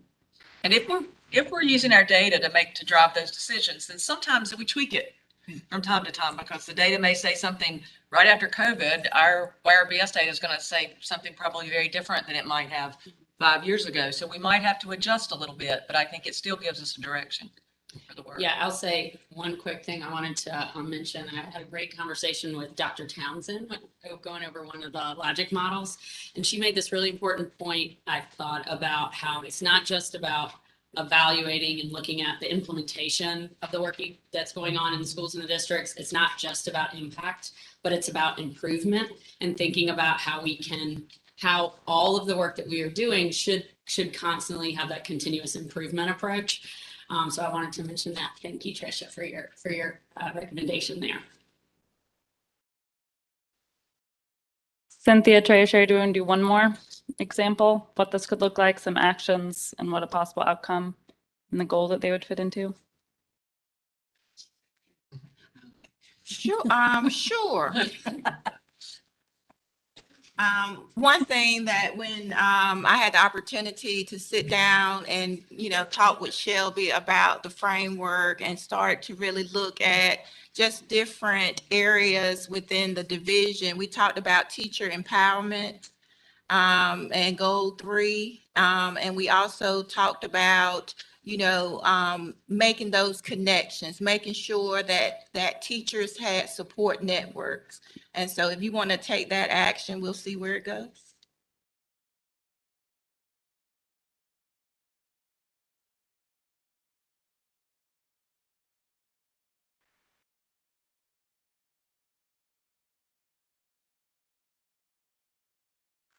So what outcome do we hope that that'll lead to?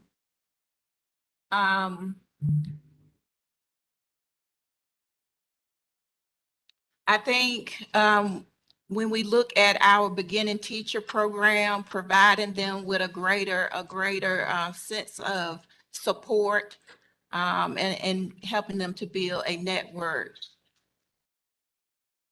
Yeah.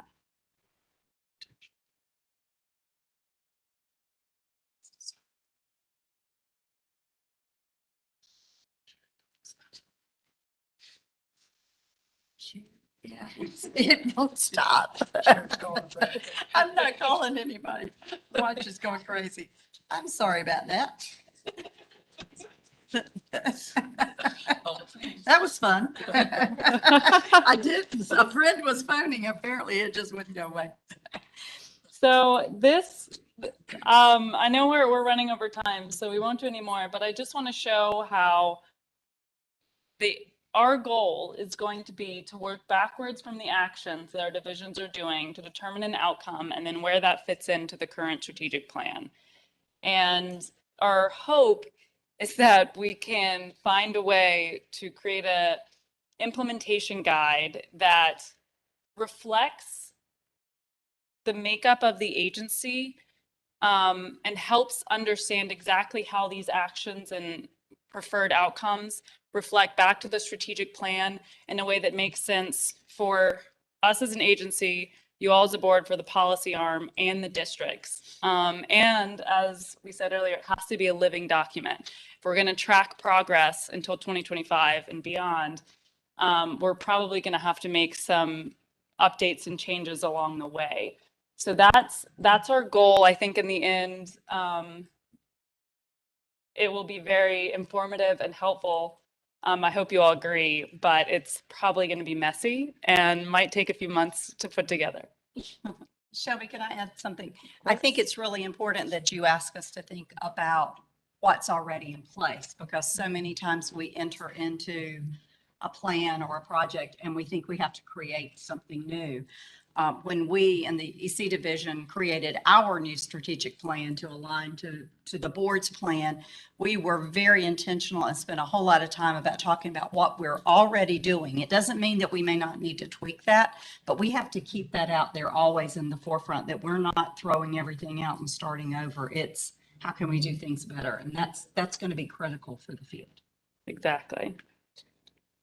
Promise I'll be quick, but and most of us have federal law and a federal plan that's already in existence that we have to leverage. We have to braid it together with what the state board really needs us to do to execute the work of the state and the agency. And I think it's really important for those things to be cohesive, right? So that you're all moving in the right direction for the benefit of all children. And I'll just go back to one of the things I said before, endurance is key. I mean, if it's really, really worth it, then we'll spend some really, really good time in it. Yeah. So. River, do you have any closing thoughts? Well, something throughout this process, how we've been engaging the directors and really kind of working through this process, I thought for a moment and looked around, and in 2019, like, this would not have been possible. All of us in this room together talking like this. And it really struck me because we have a strategic plan. We have an action framework. Everyone in this room, has an individual role in leading their teams and making sure that we serve our students on a day-to-day basis, serve our communities, honor our families. And I think this is where the hard work is going to be, but it's also the work that we're going to do collectively. And, and I look at that table right there, and I see the chair and the vice chair and the superintendent sitting together, and I see them conversing in between, presentations. And this wasn't like this in 2019. And we have a real opportunity here to build something that moves this state forward, that honors the work that all of you and your teams do, but really reflects our constitutional duty in serving our students and providing that sound basic education. So it hit me really hard to think about the leadership that collectively is in this room, but then also at the highest level, we had a void for a while. And we've come through that. In the last 11 months, I hope you all see we have work to do, but we've come through that. And I report as a dual report, which I can't even imagine what that would mean, a year ago. And I'm also the only one besides Allison Isadora report, but the only one who was here during that time prior to Superintendent Truitt taking over. And it's absolutely night and day. And I mean, there's a fight still in us. We still have a lot to do, but I just wanted to take that time to kind of reflect on that. We have a real opportunity here. So thank you for all of y'all's collective leadership. And thank you particularly for you all who kind of, in the 11th hour agreed to kind of lead us through your thought process on developing this implementation plan with your leadership at its core. So thank you. Thank you. Oh, Thank you all for that. That was very, very helpful. I'll turn to my colleagues now. Mr. Ford.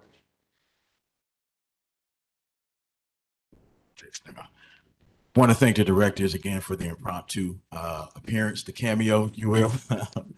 And I recall sitting, was it 2019, with a bunch of, chart paper and Post-it notes, and us as a group kind of sitting down and thinking about this collectively as a team. And so I'm happy to see we're continuing to cross-pollinate a little bit more. I think the implementation plan is the right way to go. That makes sense the way y'all set it up. I really particularly appreciated the lead question. You all seem very clear and very knowledgeable about where your work is situated. The day-to-day piece, it sounds like, still has to be worked out.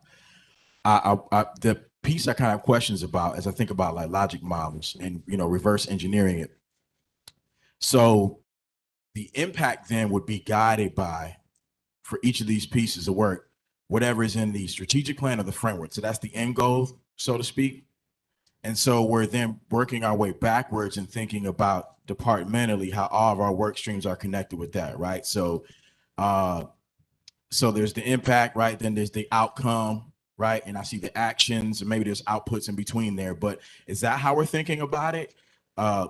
Is that going to be the connection to the strategic plan based upon or starting with the goal or the objective, and then talking about how the work streams are situated? So that's question one. Question two would be the plan, which is the action portion. How is it kind of situated in the action framework, which is kind of the intermediary between the plan and goals and objectives, and then the what sounds like would be the implementation plan. That's a lot of jargon. I hope y'all follow. But yeah, you want to take a crack at it? I can take a crack at the first question.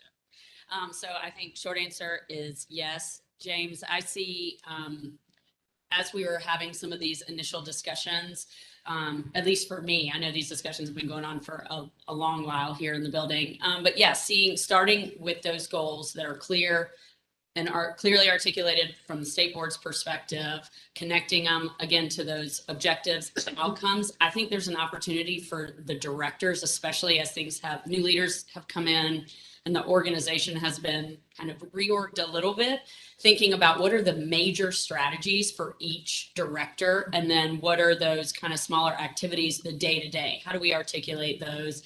And there's a real opportunity to think about prioritizing, again, like Dr. Martin said, and also measuring progress, right? Like without having those clearly articulated and shared them inside the building about what are the major strategies, what are the major or the intended outcomes.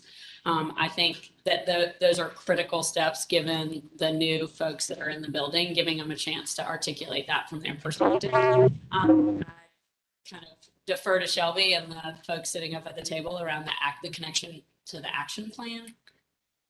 I will attempt. So we are going to use the action framework and of course the strategic plan as a springboard to creating the implementation guide. So, and if we frame it, I think to make the most sense to the department, we're going to begin with actions and then determine what outcome we're hoping those actions lead to. And it's likely that the outcomes are going to be incorporating multiple objectives, is my assumption. And so how we then best design whatever the actual guide looks like to make that clear. And, I think that's going to be a big part of the work, but that's how we're currently envisioning it. Does that answer your question? Any other reflections from my colleagues? Yes.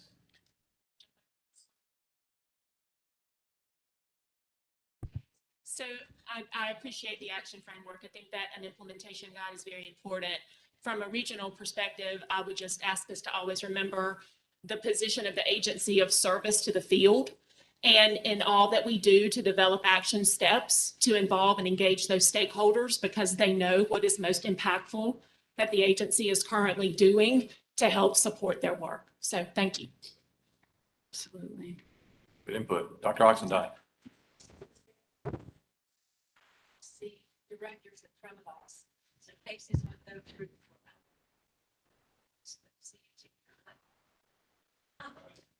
My question is this, thank you. My question is this, maybe I missed it somewhere in the introduction. Do we only have three? Okay, all right, I got it. I got it. I got it. I'm not a Mike Supergirl. No, I'm not. No. Do we only have 3 directors in the agency? No. Okay, I thought not. This was just an example. I didn't want to overwhelm the final How session. many do we have? Curious. We have 60 directors. Okay, that is incredible. So with the table up front, could you tell how many chiefs do you have? So I have, we recently reorganized actually to add emphasis to our regional services team. So we now have an assistant director for regional services. He has 2 chiefs. And I have an internal kind of operations person, Angela LeMay, who's an assistant director over 2 more chiefs. So 4 chiefs, 2 ADs. Okay, I guess what I'm asking for, maybe it's somewhere already sent to me as a state board member, an organizational piece. It's fascinating to see this, but I have this model need, I guess, in my brain to see the big picture of what it's all, because it's going to take, and I know that it's going to take all of your section chiefs and those and other staff to pull this off. We can provide an org chart if that is that what I'm the visual asking. representation? Yeah, So absolutely. The nice full picture, the full blown piece would be great. Thank you. Ms. Chemnitz. Am I also imagining correctly that once we get well into this process, there's 2 other additional things that may happen?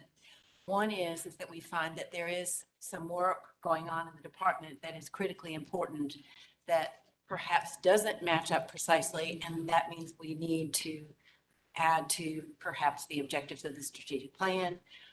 And then the reverse is that there may be some critical pieces to the strategic plan objectives or the action framework that is not being reflected in the work of the agency, and therefore that is something we would need to create. I mean, I would assume both of those things could happen. I think so. And so, however, the strategic planning committee would like to be involved Absolutely. Yeah. to map that out. We're happy to do that as well, to help oversee those pieces.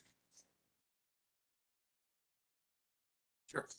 As long as you can grab that mic. Mike, along with the mapping idea, it would help me to see the other ways that the other sections, departments, for instance, overlapping strategic goals. For instance, we may have 5 areas, 5 departments that share 1, 2, and 3. Mm-hmm. So see that kind of mapped out would be very helpful. Ms. White.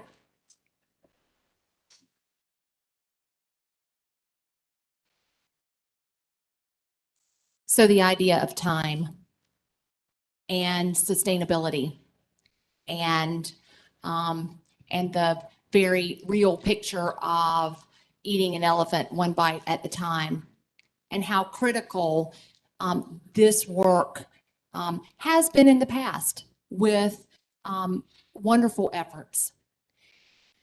But a shift towards looking at, regardless of leadership, Freebird, to your point, that the work that we're doing sustains itself over time and that we have buy-in from multiple stakeholders that will stick to that plan and not be caught up in whatever is in the breeze that day, because that is a distraction.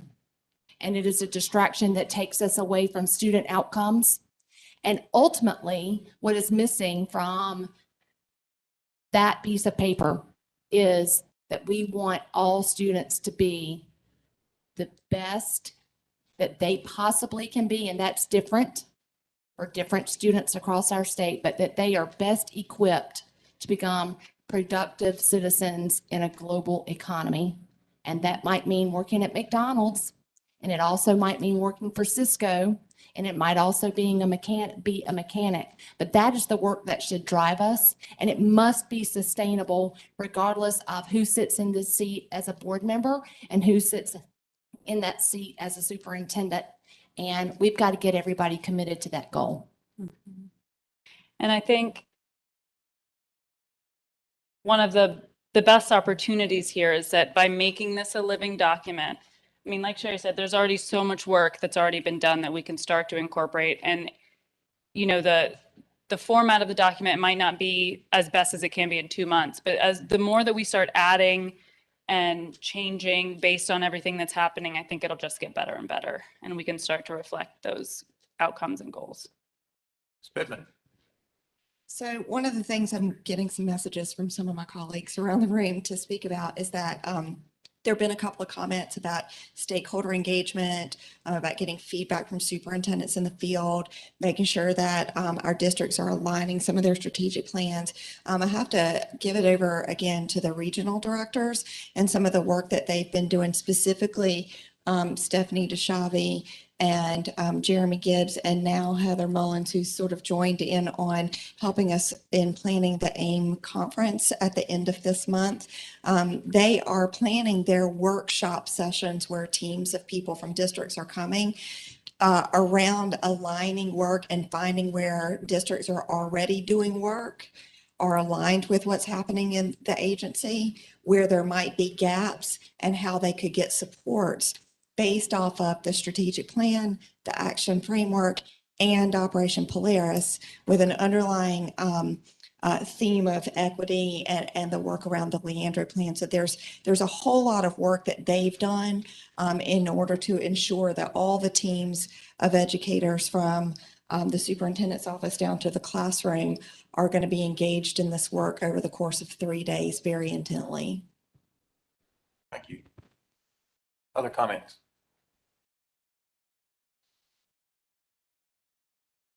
Well, just adding to mine, this gave me much better insight into what the world looks like from your perspective. And I can't tell you how incredibly important it is as a board member to understand that better and continue to want to learn from you. Just like I want to learn from Dr. Shotwell and the Robinson County representatives and so forth throughout this whole meeting. And what I heard from you was that your work is incredibly interconnected and interdependent across DPI. You depend on each other. Your work has to be synced up. That in some cases you might feel direct responsibility for some of these items.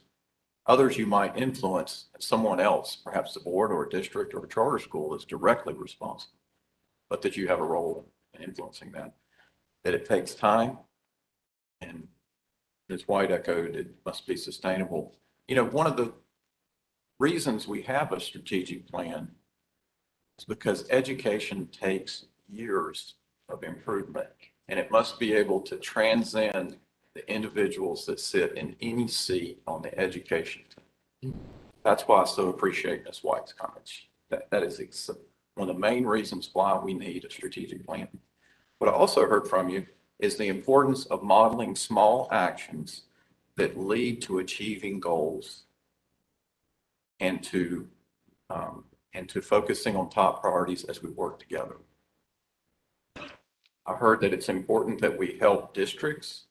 Kind of took me back to yesterday when what we heard was DPI came in and listened, connected, and then helped districts create their plan. I heard that from you guys here, which in fact is the way our best teachers teach, you know, if you want to know the truth.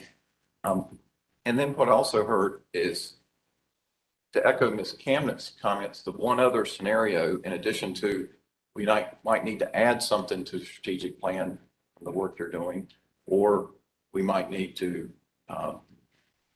make sure all aspects of the strategic plan in your work is another purpose of the strategic plan is to prioritize. There might be things you're doing now you don't need to keep doing. And so we can relieve you of that burden so you can focus. And so it brings alignment across DPI. It creates focus and priority. And in essence, it makes us a unified team. That's the real goal. And to Ms. Pittman, your last comment and our regional teams, this is not just the state board strategic plan. This is our state education strategic plan. We're players in it, just like DPI, just like the districts, just like the charter schools. It's another purpose for it, is it unifies us in collective, sustained effort to better the outcome for our kids. So Shelby, I hear you. It's going to take a while to put the final product together. I'm so anxious that we get moving or continue to move on the actions you're already doing. If you could bring us in maybe. Treasurer, county is present, please. Thank you. Thank you, Treasurer. The first version of this. So, Catherine, I don't know if January is possible for a first version. Yeah, just give us some grace on that formatting and Blair's graphics team. Yeah, because this is something that we're going to need to constantly not just discuss, but work on together. Because back to, I think it was Jenny, your point, it's a continuous improvement model. It's a test and learn. It's a build it together. So maybe if we could target that January as the next time we have another deeper conversation about the progress we've made. I can't tell you how great these last 2 days have been, but this conversation, I think, is the most important.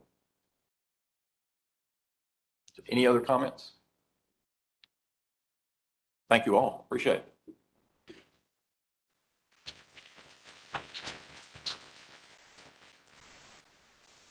Okay, the hour is late, but we'll take just a few minutes, if I can ask you to just briefly reflect on the last 2 days. And in case your memory is waning, you remember yesterday we started with honoring Dr. Bridges and taking inspiration from his work and hearing from his son, Dr. Bridges, who carried on that work. And then we heard from our colleagues in Terrell and Robinson County and the partnership that has been created with them and DPI. And then we heard from Mr. Alderman with Georgetown about the importance of resource allocation. And then some strategies for how to build resiliency from Mr. Weeks. And then we closed it with throwing a bunch of stuffed animals around in a circle. A bunch of adults actually playing like kids and having fun doing it as a great technique to support each other.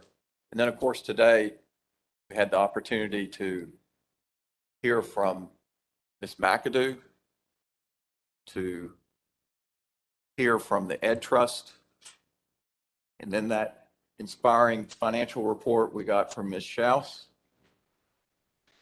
followed by Rockingham County, and then this last conversation. So for a few minutes, if you have an insight, a thought, sort of to borrow Mr. Ford's technique yesterday, a checkout comment on what the last 2 days have meant to you, your team, our students, I'd welcome those reflections so we can learn from each other. Anyone have something to share? Yes. Dr. Emery.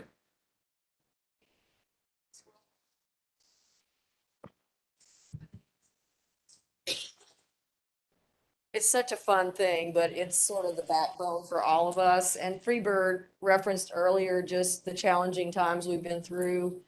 And it's such a joy for me to watch Alexa Schaus be the CFO. And I completely have to say,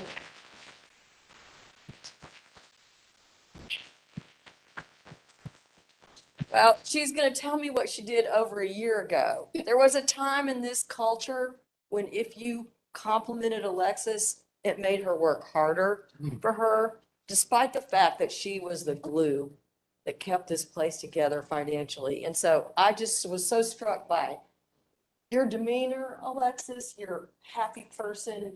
You joke around. You still can tell the story in a way that nobody else can. And I'm just so grateful that this organization recognizes her leadership. Here, here. Hear that.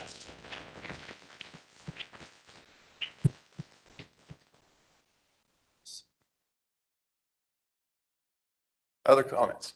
Ms. White? I have two takeaways. One, an intense appreciation for our colleagues from Robeson County who shared a perspective that the supports that have been offered by the Department of Public Instruction to impact student outcomes was received not as something that the Department of Public Instruction was doing to them, but rather it was support offered along with them as they work together collaboratively to support one of our state's lowest performing districts, because ultimately we care about the students in that district and their futures. And so that was tremendous. And then the second thing that really struck me, and I think it became personal for me, I can't remember who said it, but they said that teachers across our state are grieving. And that is absolutely the perfect expression of what I feel in the work that I do. And I know now that that is what our teachers and administrators, that we all grieve for what was lost and how we have impacted.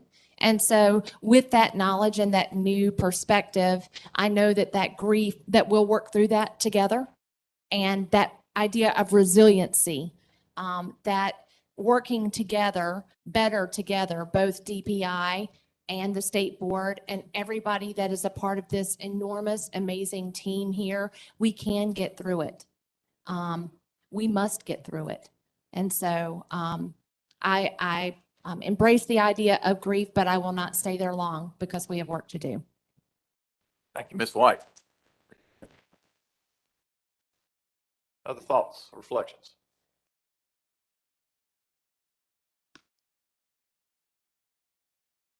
If you don't have any, we have to go into closed session, so. Any more? Mr. Keenan.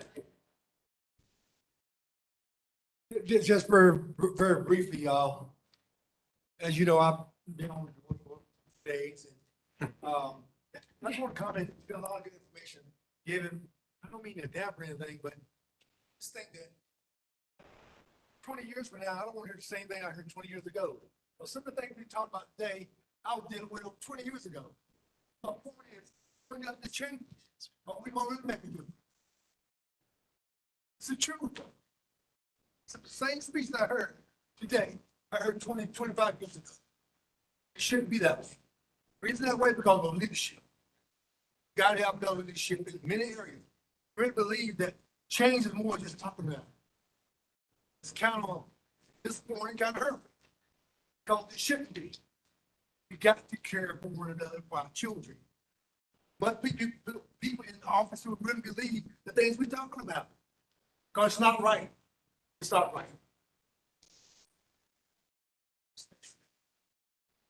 Thank you. Thank you.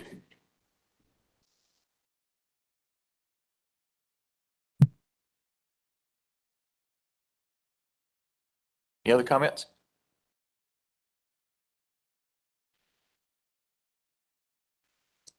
Well, I hope in the coming days in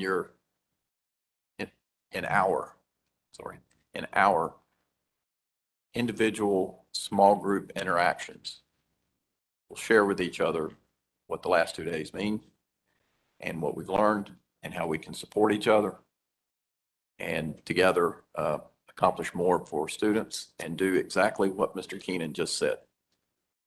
Change for the benefit of our students. So thank you all. I think we have a keynote speaker tomorrow, which will be our final item of this planning and work session. May's going to come before we know it, and we'll be doing this again. Boy, let's make a lot of progress between now and May. So we got some things to celebrate. Okay. With that, I'll ask for a motion to go into closed session. Vice Chair Duncan. I move that we go into closed session pursuant to North Carolina General Statute, Section 143-318.11, A, 1, 3, and 6. To prevent the disclosure of information that is privileged or confidential pursuant to North Carolina General Statute, Section 115C-321. To consult with our attorneys in order to preserve the attorney-client privilege between the attorneys and the public body, including specifically to consider the cases of Hope County Board of Education et al. Versus the state of North Carolina. AB, by and through her parents, TB and CB, versus Wake County Board of Education and DPI. Velma Sharp Johnson versus DPI, Eastern North Carolina School for the Deaf. KBB, by and through her parents, KB and MB, versus Durham Public Schools Board of Education and the North Carolina Department of Public Instruction. And to consider the qualifications, competence, performance, or condition of appointment of public officers or employees or prospective public officers and employees. Second. Second. Treasurer Falwell, second. By Mr. Hall. Dr. Townsend Smith. Yes, sir. Dr. Oxendine? Yes. Ms. Chemnitz? Yes. Mr. Keenan? Mr. Hall? Yes. Ms. White? Mr. Ford? Treasurer Falwell? Yes. Treasurer Falwell? Yes. Yes. Yes. Lieutenant Governor? Vice Chair Duncan? Yes. Chair Davis? Yes. Motion carries. Let's try to meet upstairs in the 7th floor, our normal meeting place at 5:45. Thank you again. See you in the morning.